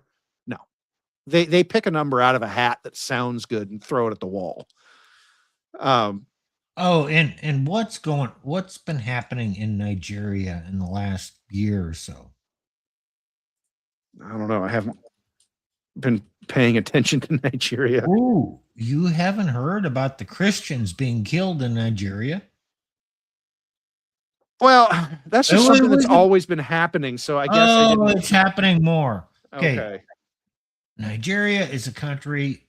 It has a lot of Christians. There's a lot of Catholic Church is pretty strong in Nigeria, but I think Muslims are pretty big in Nigeria. Anyway, it's a multi-religious society, and it has exploded in population. And it's like Africa. Nigeria produces a lot of crude oil, and that's really their economy. But I don't know. Nigeria is like Africa. When there gets to be too many people, and it's really tribal in basic in philosophy or ideology, there gets to be a lot of infighting and civil war and people killing people, and it gets violent. And Nigeria has become a lot more violent. So all these population extrapolations probably assume peace and status quo. That is correct. They do. That's not the case. It's not the case in any part of the world, especially Africa. Yeah. Yes. That is there's actually a whole, if you want to go read it, you can read it. It's called the United Nations World Population Prospects. They publish it every couple of years. You can go read about their methodology. The stuff is all out there for you guys to read. I'm not going to go read it all for you. But I love the way that this particular chart is laid out. You can just throw things. You guys saw me playing with the data a little bit. I thought it was interesting that they include Nigeria, because Nigeria is a huge country relative to other African countries. Nigeria is a population of 476 million. But I just said that the total population of Africa is 1.5 billion.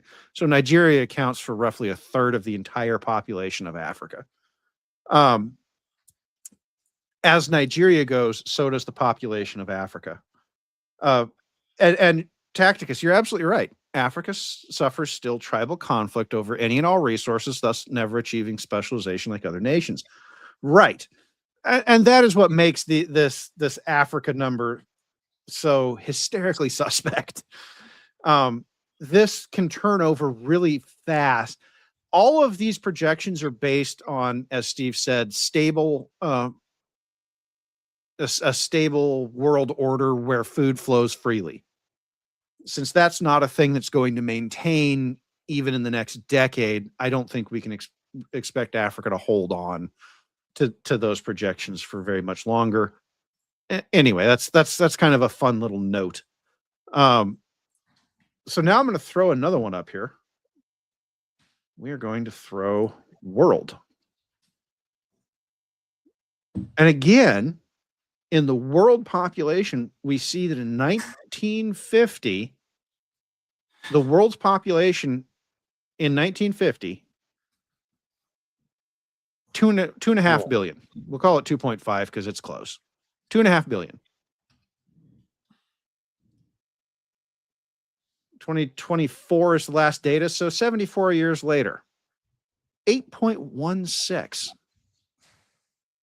We 2.5 times, roughly, the world population in 75 years. The only way to do this, what we did for the past 75 years, was an order of extreme stability that could produce far more, that where one nation could produce far more than it needed, and was willing to ship and export and send it to the rest of the world to support it. And fertilizer. Yeah. We sent a lot of things to a lot of places that, I mean, I've talked about the soil quality of Africa. The soil quality of China isn't any better. It relies on similar amounts of imports. The soil quality of Brazil is terrible. It relies on enormous fertilizer imports. The only reason they're not going to die is not because of Brazilian soil, but Argentinian soil. But the whole productivity increase in farming is due to the application of fertilizer. Yeah. Fertilizer is produced by basically petroleum or natural gas. Yep. It all comes from that. You disrupt that, and all of a sudden, the world cannot produce the amount of food that we've produced. Correct. But it will be, what's the term I'm looking for? It will be lumpy, because the United States produces all the fertilizer it needs, and we primarily use Canadian potash to do it. So all of the, what? Sure. Okay. So the United States, broadly speaking, it will be fine. But if you are China or Africa, losing access to oil is the end of the freaking world for you. So even this blip, and I'm going to call it a blip, goes in the Straits for 6 months. I'm assuming, I'll just answer this. Will it have a effect on population in the next decade? And I'm going to assume you're going to say yes. Now I'm going to ask you, what could that effect be in numbers? Well, the numbers will not go up. If the numbers, but here's the thing. Whether or not this is enough to cause an actual noticeable dip depends entirely on what the United States decides to do next planting season. Okay. There were enough fertilizers to go around this year. And the United States, we emptied our stocks out. Okay. I want to make that clear. Go look at the EIA's numbers that just came out for the Strategic Petroleum Reserve, lowest since like 1980. We have been exporting liquefied natural gas at a rate higher than we've ever have. The United States broke its back trying to keep the rest of the world from feeling the effects of the closure of the Strait of Hormuz, and we were largely successful. But we did so at extreme cost to the United States itself. The chances of that happening again during this next disruption, whatever that disruption ends up being, because there will be another one, I don't know. But the United States will not have the ability to step in like it did this time. This one broke us. We don't have anything left to give. This is it. Right. One other thing I want to point out. Oh, they say, the U.S. is self-sufficient in crude oil or in petroleum. No, not really. The U.S. produces the wrong kind. We produce predominantly light crude. Light crude, you can make lots of gasoline from that. We need diesel. You need heavy crude. All our refineries were built to produce heavy crude or to process heavy crude. We need heavy crude. Oh, that Venezuelan stuff. Yeah, it's nasty, but we need it. Similar types from other places. Canadian heavy crude. And we export a lot of light crude, but we import a lot of heavy crude. And so we are still, as a country, dependent on other places and free trade and commerce to sustain our lifestyle. We are not as self-sufficient or as autonomous as people think. You know, Steve, on that particular note, as far as the heavy crudes, I'm actually less worried about diesel than I am the lubricants, the fuel, the heavy bunker fuels. Do you want to know what actually powers our trade system at scale?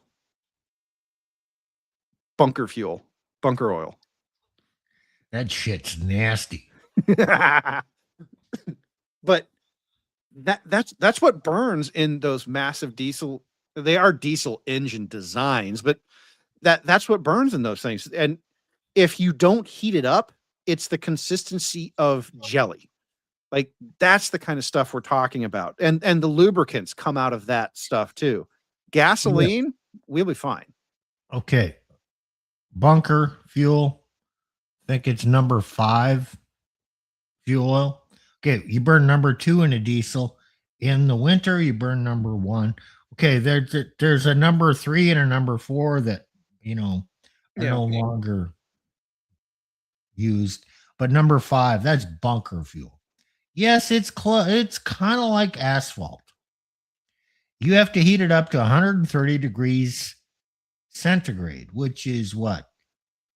Close to... It's over the boiling point of water. 275 degrees Fahrenheit to inject it into the diesel. And it'll burn just like a diesel engine. Oh, the other thing, if you don't have heavy crude, you know what?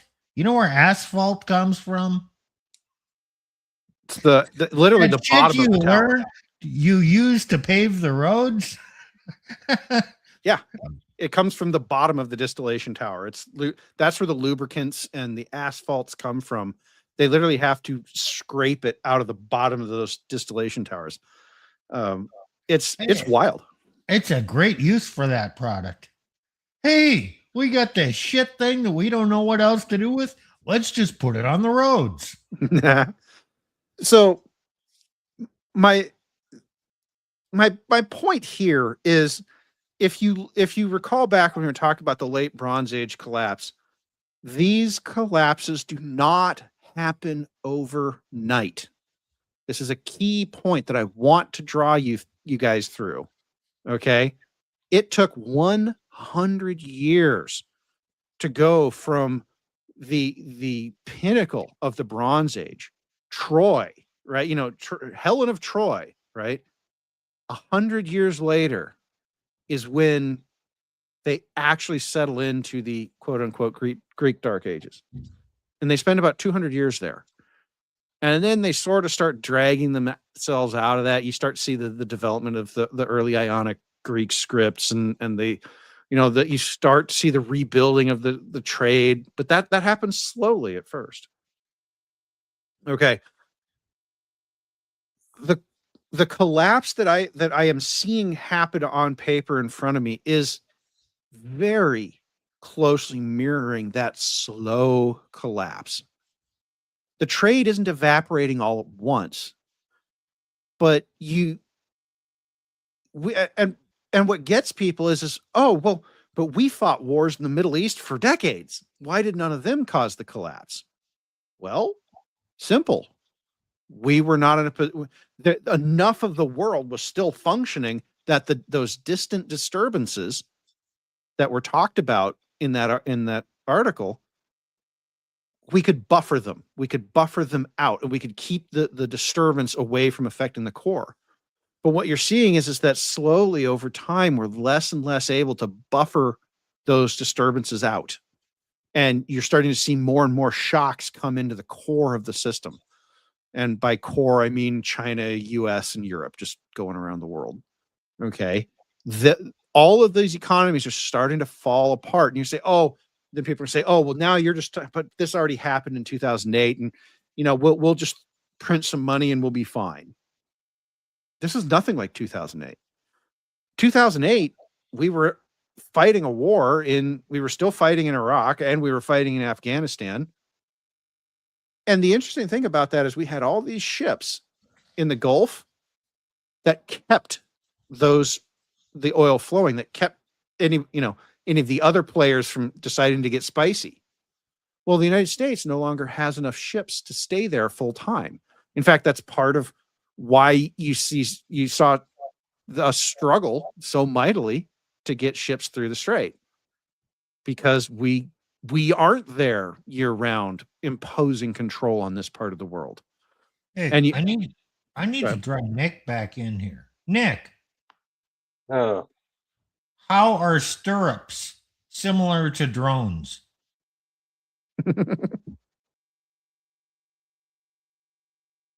talking about horses and drones? I'm talking about stirrups on horses and drones. Okay.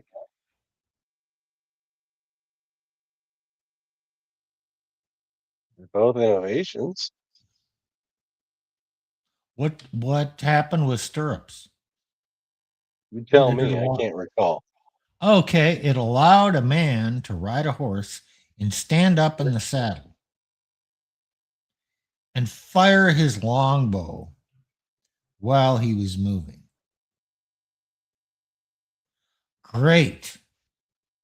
A revolutionary offensive change in weapons.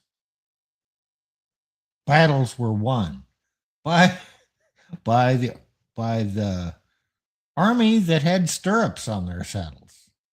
Okay, well, how's that similar to drones? You can conduct a lot more damage to the enemy without being present. Yeah, it's a great offensive weapon. It's revolutionized warfare. It changes the whole battle. You can no longer assemble 100,000 men and march across a border. You can't come in with 150 tanks in a big armada. The fucking drones will destroy you. It's an offensive weapon. Changed the course of history. The invention of stirrups. We are experiencing the same damn thing with drones. Well, And again, people are going to say, "Oh, well, but these sorts of technological advancements have occurred many times, and that didn't stop us." That's true. The development of a single technology is very unlikely to move the needle one way or the other. But remember, the late Bronze Age collapse, you have the invention, you start to see the first and sort of availability of ironworking out of Bulgaria and Romania. It's not until hundreds of years later that you see the effects of that and the beginning of the Iron Age. Andrew asked a question here, and it's a good question. Is it a relatively consistent slow collapse across those 100 years, or is it like many other things, slowly at first and all at once? This is actually one of those cases where it's not slowly at first, all at once. These are large systems that people do have. They have inertia behind them, and so they actually tend to be pretty consistently slow collapses, because they are not. Now, in terms of the archaeological records, it's really hard to know, what the actual step down was like. But if you look at the British, the British trough, pre-empire trough, it was pretty consistent. It wasn't really like, oh, they just fell off, they went from like 5 to 3 kids in 5 years, right? It was a pretty just kind of down to the bottom. Okay. These are systems with an enormous amount of inertia behind them that just don't die all of a sudden. You're not going bankrupt here. Outside of catastrophic events, right? Yeah, correct, Nick. Yes, outside of catastrophic events. You could even draw the collapse of British military power since 1950. It's been a slow decline. Yes, good example. I like it. Exactly. We always look for the fast collapse because we're familiar with it, markets and whatnot. Will there be a fast collapse in the markets sometime in the near future? Well, I certainly think so. But I also think that you could see a crack up boom after that. And then if you look at the chart over a long period of time, you go, oh, that was just volatility. It wasn't actually it wasn't actually a meaningful, short. It meant something different. It wasn't meaningful to the collapse. The collapse is something that happens kind of in the background of all the cool volatility. But increases in volatility are universally associated with collapses of both the fast and slow kind. So looking at something like market volatility where you can have these quick collapses is not itself deterministic of whether or not your civilization or society or culture is going through a fast or slow collapse. Those are just outcomes. To me, markets are not predictive. They are reactive. They speak to where things have been, not where things are going. This idea that markets predict things, I think, has gotten people kind of twisted on it. So, but okay, are we done with population? I can take this down now. Yeah. So we probably need to bring this into. We do, and I have gone through all my stuff. What's your main point? What do you want people to take home from this? A couple things. First, downswings happen, and not just in financial markets. They are natural. They are, in many cases in history, good. The late Bronze Age collapse gives us the great Greek philosophers. The British birth rate collapse of the 1600s gives us the British Empire of the 1700s. Okay, these things happen, and they're not bad. The reason I brought up the population thing is I wanted to show that any collapse we have in population will probably be more severe than those prior population collapses, because when you go up that far that fast, you stretch the rubber band too far and it snaps back harder. This is an old marketing or old markets and trading thing. You know, the further you stretch the rubber band, the harder it snaps back at you, or it just breaks. But that doesn't really apply to markets. So people are going to be telling you that when we, you guys have heard me say before that I expect to lose somewhere between 1 to 2 billion people out of the population. I consider that to be the good scenario. Okay, over how many years? That'll okay. This 2100 will still be going through that. I can't. Here, I'll try to draw on this. So they stop it at 24. What I actually expect to happen is we overthrow a bit, probably till about 2045, and then we come back down, but we come back down to about 6 or 7 billion. So that, talking about 3 to 4 billion losses.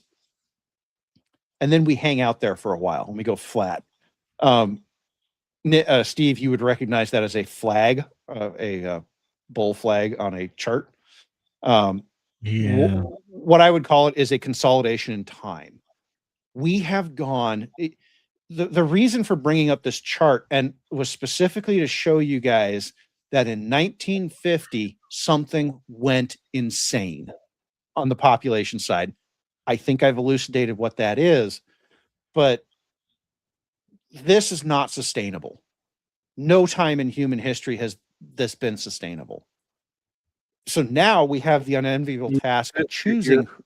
Go ahead, Nick. You're also assuming no great catastrophes. Correct. But even if there is no great catastrophes, I don't see how this is sustainable.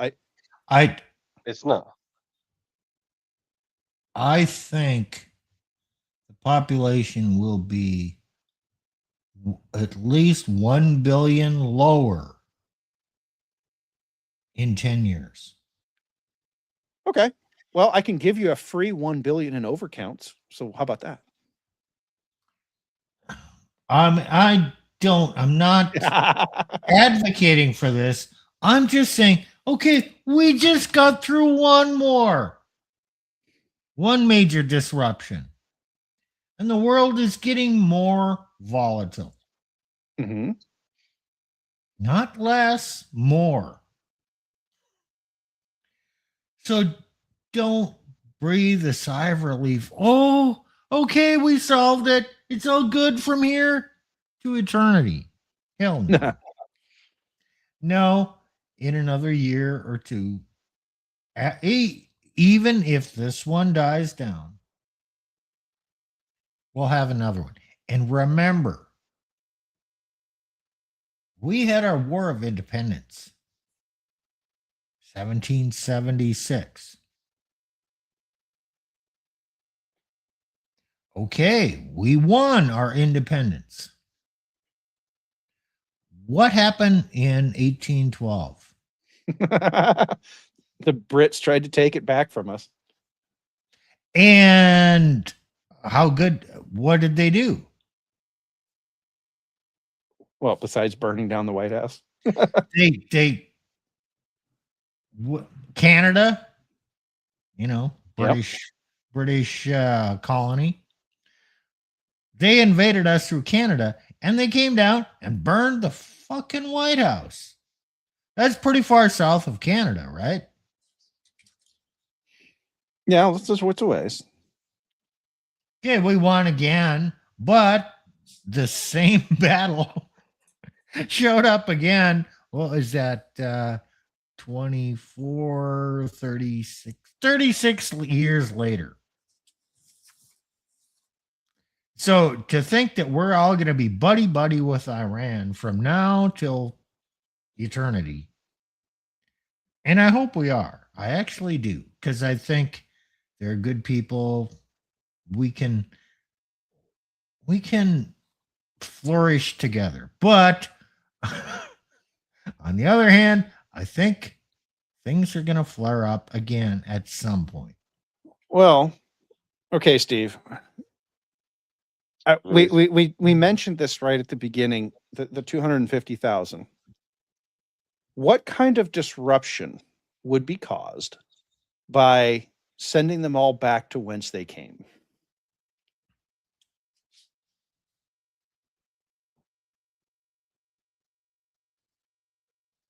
I'm not tracking with this 250,000. Oh, the invaders in the UK and the 250,000 things I can't say on YouTube that they did.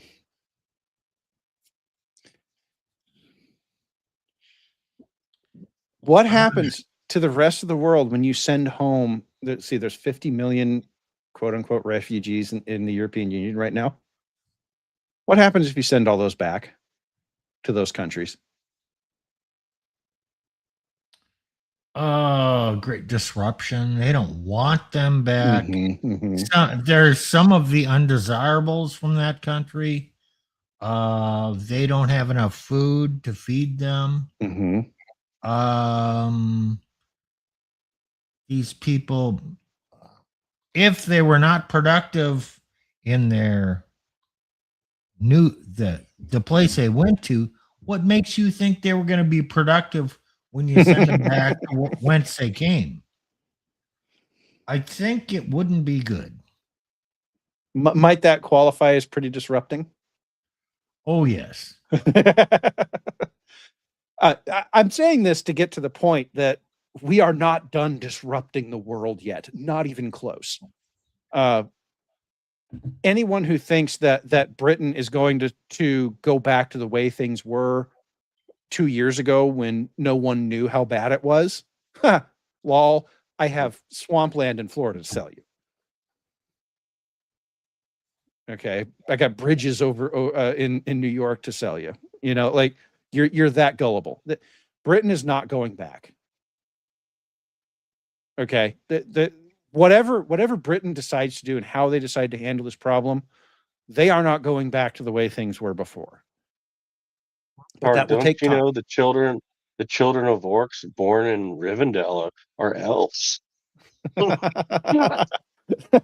Nick. that is a Nick, I like that. I'm going to use that. That's a great analogy. The children of orcs born in Rivendell are elves. Oh boy. Well, okay. Oh man, that's just so powerful. You got to write that one down. Indeed. Oh, I have some retweets on X with that meme. Oh, good. So I brought this up because as I was reading through this, I just through these articles, as I said, I spent all day doing it.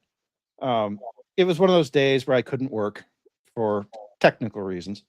And so and I was just reading this and I'm going, the parallels here between the late Bronze Age and now are just staggering.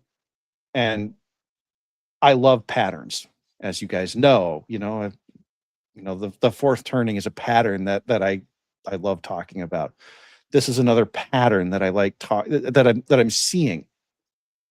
This does not mean that the US goes away. This does not mean that the US ceases to be a functioning civilization. This does not mean that the technology that we have goes away. Of course not. All we have to do is ask AI to solve our problem. Well, okay. The aqueducts in Rome never went away, but they sure did forget how to do hygiene for a while. Not all of the technologies that are built, particularly towards the end of these collapses, is Mediocrity, kept. right? Is what? Mediocrity, right? Yeah. Mediocrity. Well, we tend to keep the things that are necessary. And I've said this before. When these happen, we spend more and more effort maintaining what already exists. And at some point, there are things that you're going to be like, we can no longer afford this. We can no longer afford to maintain this. So this is particularly true of downswings in population because the high tech stuff requires extreme specialization, which requires an extreme and growing number of high IQ people. And this is why I've gone over the IQ curve so many times, because the only way to expand the IQ, the top end of the IQ curve, is to expand the overall population. Well, that's not happening when you go through these downswings. So now your high IQ people have to sit here and pick and choose. And they're smart, so they're going to pick the systems that keep, the most people alive. So, electricity, sewer systems, water systems. I do not expect us to lose those hallmarks of civilization. I do not expect us to. Why are we importing those that can't keep them overseas to here for those systems? Well, by and large, for those real world systems, we aren't importing them. They actually won't do those jobs. It's kind of, you dig into the numbers on this, and there's some really strange things that show up. The imports all want to do the white collar work. I mean, I guess that's not too surprising, but and they leverage their status as quote unquote high value. I got my master's degree. Yeah, exactly. Those guys are going to get sent home one way or the other. It's been fascinating. People are starting to realize that it is Pakistani, that this is what was going on in Britain was just Pakistani and Indian culture, which means people are starting to look into what's going on here in the United States. Okay, I'm going to have to mute Steve there. People are starting to look into what's going on here, and they're finding out that it's not as bad as the UK, but it is absolutely happening. And that is why they are so desperate to control things like the police systems. And there's there's states now that are discussing passing laws to allow foreigners to work in the police systems. Well, that was explicitly done in Britain, and that is why the 250,000 number is so big. Because they literally hired Pakistani police officers who then, of course, approved of and hid the data. Well, they're starting to do that here. Now, I don't know if we'll get that far of actually making that happen before there is general revolt. They already hide the data between men and women when you go to Right. court. But the United States is so much. We're just not as far down that path.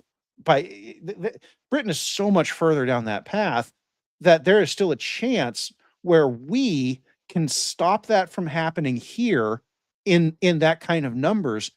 And that, remember how I was talking about the decisions you make as you head over the hill and down the trough? They determine greatly how long you have to suffer and how deep your trough is. Britain is they've been already probably hiding fucked. this data around internal ethnic crime rates. They've been trying to hide the data here for a while. They have, but it hasn't been working nearly as well as it has in the UK. And sad as it is to say that is the absolute truth. It's as bad as it is here, and I'm not trying to say that it's not bad. It is nothing like what it is in what they're turning over and under rocks and finding in the UK. Oh, sure. So what I'm saying is we have the opportunity to make the decision to stop that shit now. And if we do so, our slide down will be less steep and less deep than Britain's will be. Britain's going to be fucked for a long time. There's already people on Twitter, I think, rightly calling for the United States to take over Britain and basically put it into conservatorship, which is ironically the British term for bankruptcy, but basically put it under U.S. authority. And the logic they're using is Britain has nukes, which is a good pretext, but and we can't have these people getting access to nukes. So, there's good pretext for it. Okay, Andrew, yeah, the propaganda is still there, but notice how it's a lot more sclerotic and a lot less effective even in the United States. It works on the boomers just great still. Yeah, It doesn't yeah, work on the younger generations as much. right. And that's a key fact because the boomers, sorry, Steve, the boomers are dying. They are not going to be with us much longer. So this is what I mean when I say there are decisions that we can make now or in the next few years that will greatly decrease the amount of suffering that we have to go through. Excuse me. I've been talking a lot today. And those decisions are things like send them all home. Yes, Gen X sucks, but they're too small to control the vote like the boomers did. Sorry, this is another Andrew comment. Gen X simply doesn't have the numbers to overrule the millennials. So the reality is that whatever the millennials say goes. And I'm telling you Send them right all home now, sounds nice because there's also the Vlad option. well, exactly. There's send them all home or there's Vlad. Now, I'm not saying that we won't get to Vlad, we could, but we have the choice right now to not by looking at what's going on in Europe and going, we're not going to make that mistake. Okay. And Gen X does not have the ability to control the vote. And I'll tell you right now, Twitter is full of moms, millennial moms who are pissed and angry about the Indian thing taking jobs from their kids who they just put through school at great expense to go get those jobs. Andrew, no, Gen X is not bigger than any of the future generations. The millennials have them beat by like 10 million. Gen X is actually very small. It's the second smallest generation. Gen Z is the smallest generation. There's I can even show you on the chart if you want. There's a kind of a double bulge to the do I have that up here? There's kind of a double bulge to the US. I have It's that. an echo. It's an echo of the millennials. Yeah, millennials are an echo of the boomers. Gen X is an echo of the silence, and the silence were not that big of a generation. Actually, I have this up right here, ready to go. I'm going to answer Andrew's statement. Okay, I've shown this before. 1985. So 1980 to 2005 is your millennials, and you can see that huge chunk, right? So 2005, 1980s, right there, and Xers are 80 to 60. So Xers are this scallop chunk here, and then boomers are basically everything above that. So, and those are the political denominations. If you want to talk about the Pew research denominations for marketing purposes, we can have a different conversation. But but Pew is not useful for figuring out sociocultural phenomena. It's worthless. And I've done a ton of research on this because Pew's whole purpose is to try and make the generations as small as possible, to make them basically fractalize the generations to make marketing to individuals as easy as possible. So Pew generations have their use, but they're worthless for any socio-political, cultural use case like this. And in this case, the Xers are 80 to 60, and they are far smaller than the millennials. And as you can see, Gen Z is going to be all similarly very small. So that is the actual data. Like if you just want a data answer to what you said there, that's there. Wasn't intending on putting that up there, but I need to fix that because to be fair, Andrew, I see this one a lot, and it's a misunderstanding of Pew marketing generations versus social political generations. So that's the deal on that. Okay. Wow. I threw up more charts than I thought I would tonight. We were closing, then we went off again. Yeah.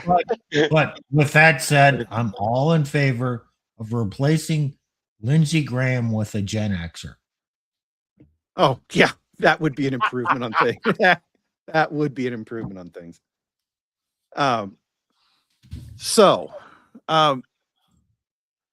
I'm not stating for absolute fact that we are going to get a late Bronze Age style collapse where the whole world kind of slows down and goes dark, quote unquote, for 400 years. What I'm saying is that the parallels are there and that it would not be the first time in human history that such a thing has happened. Wouldn't even be the third.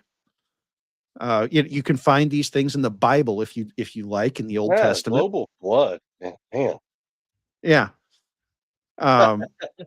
So the current world population, I think, specifically is artificially high, and that means that the snapback that the trough will be deeper. But that has implications for all sorts of things, that including things like, well, what about birth rates? Yeah, well, what about them? I think, this is my personal belief, that God put guardrails on human expansion, and that artificial shot up hit into is starting to stretch those guardrails a bit. And you can see this throughout the Bible. There's God has guardrails on Israel throughout the Old Testament. They're allowed to go so far, and then he has to pull them back. Well, what happened to Babylon? Tower right, Babel, Nick. right? Tower Babel. Right, yeah. Exactly. This is not new. It is not unbiblical to say that it's okay.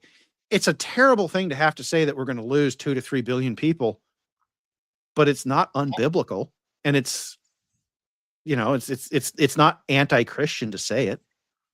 It's just not. What I would say as a Christian is I would much rather lose 2 to 3 billion Muslims. I'm all in favor of that. Well, let me say this. I don't worry about people, children, babies not conceived. They never existed. Why should we waste time worrying about those if we're not doing anything about the children that are conceived and are prematurely ended before they see light? Preach, brother. Come on. All you Christians worried about, the population is going to collapse. We need to keep civilization going. We need to have babies. No, those are not people. Those are not souls. If you're a Christian, you should believe that the soul is created. Okay, people, man and woman, create the life. And God creates a soul that goes in that life at the point of conception.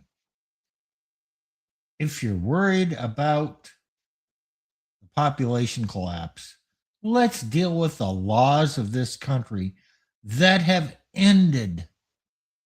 allowed millions of lives to end. Amen, brother. Well, yeah, that's a topic for a whole nother stream that I could do. This gets back to something that I was trying to teach Elena yesterday, though. These people who go out there and push these narratives, both on the collapser side and on the gotta save civilization, have more babies side. So you've got the doom pillars and the rabid pronatalists. Both of them, when you study history, are hysterically wrong. When Andrew was asking about, well, how do these collapses usually work? Are they slow then fast, or are they just kind of consistently?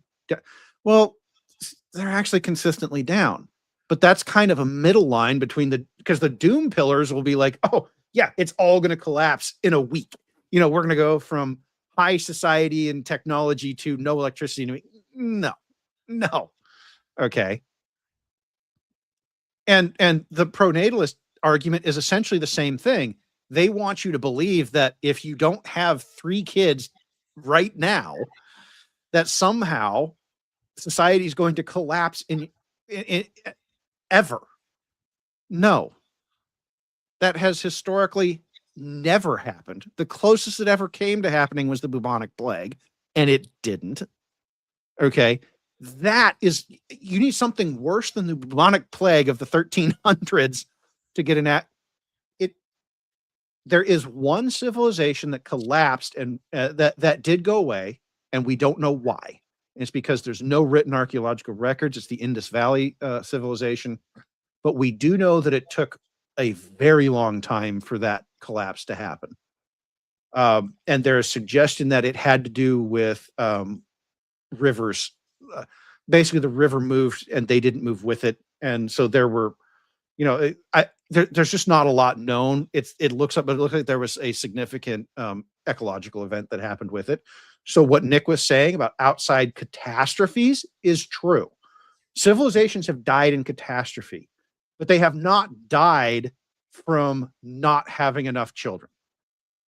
That has, in fact, there is no civilization that has died from not having enough children. And I know that's kind of a weird take because it's very popular on Twitter to say that Rome died from a lack of having children. No, that is not why it died.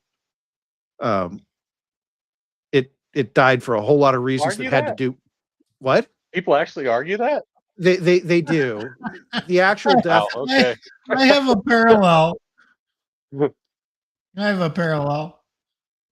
I think this is hilarious.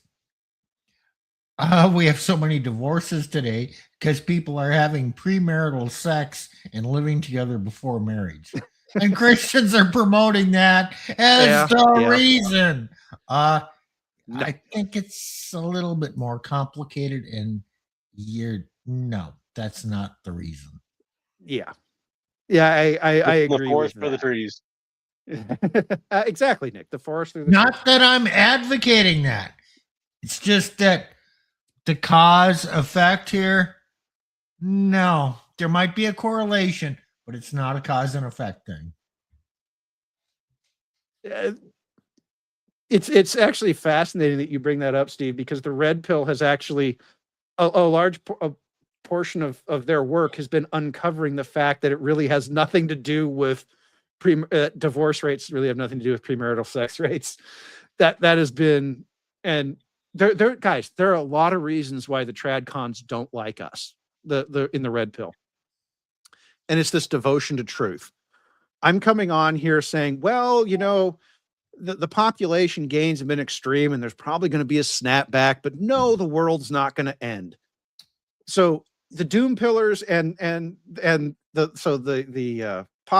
civilization doomers and the population doomers are both wrong. Okay.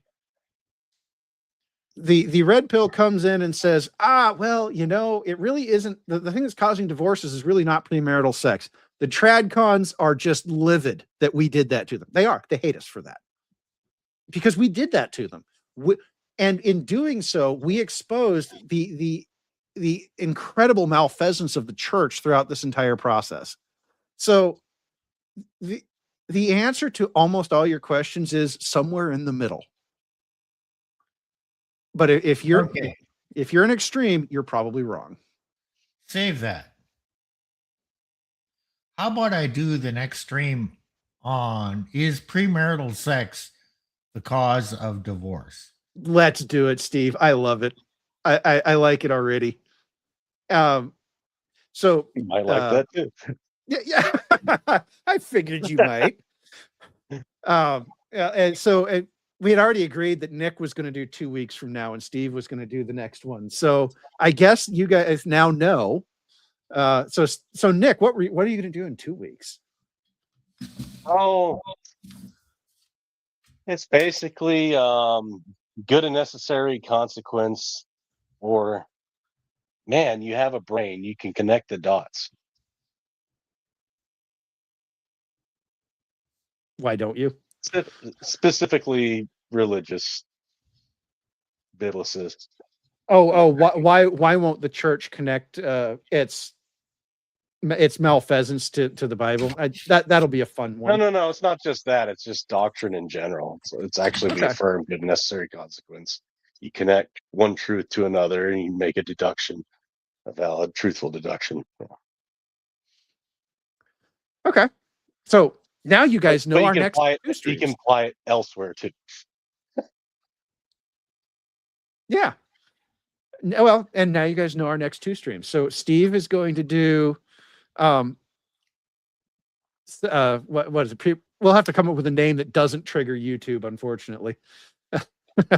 What is premarital sex a cause of divorce? Yeah, I can't put that on YouTube. Oh, Well, we'll have to come up with something okay. for that. So there you go, guys. That's the next 2 weeks. Man, I went way longer than I was hoping to. I did have I didn't have so much notes as but I did have a lot I wanted to get through. This is what happens when I read. I do strongly recommend all men read books, read online articles, but read long form. Twitter is not reading. Okay. I mean, you saw how long some of these articles were, and yeah, it took a long time. But if you men are not reading, you are not learning, you are not, but also you are not able to think at a high level. You're not, reading is the foundation of thought. So yeah, with that, I had fun. I hope you guys had fun too, and maybe you even learned something out there in the YouTubeverse. And we will see you next week for Steve's idea that we're going to have to come up with a new name for because YouTube doesn't like it. And oh yes, don't forget to join on Saturday. I already know what she's got planned. It's she's got some it's there's another RP adjacent influencer out there who's spouting some bullshit. So she's going to have some fun with that. So that'll be a good solid red pill stream on Saturday. And guys, if you heard anything tonight that you think other men need to hear, particularly along the lines of all the panickers are wrong, stay your course. You know, there's some history in here. There's some red pill. There's typical for our streams. You know, please share. That's why we do this. We don't do this for any other reason other than to educate and help men become better men. If you liked what you heard, or if you disliked what you heard, drop us a like. And you know, also please share the video, share the channel. You don't have to if you don't want to, but because that's not why we're here. But we really do want this. Yeah, we're not here to make ourselves look good on subscriber counts, but please do share with other men who need to hear messages like this. And with that, we will see you all either Saturday or next Wednesday. Later.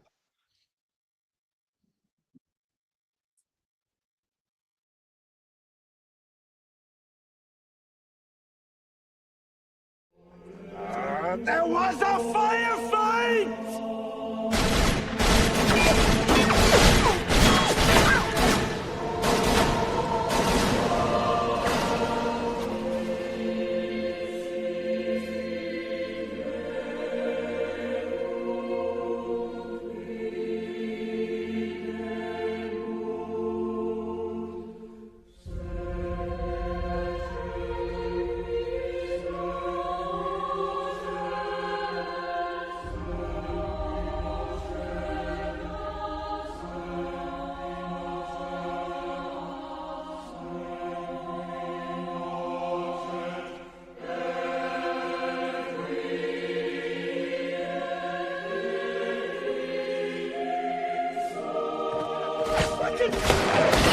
Son of a bitch!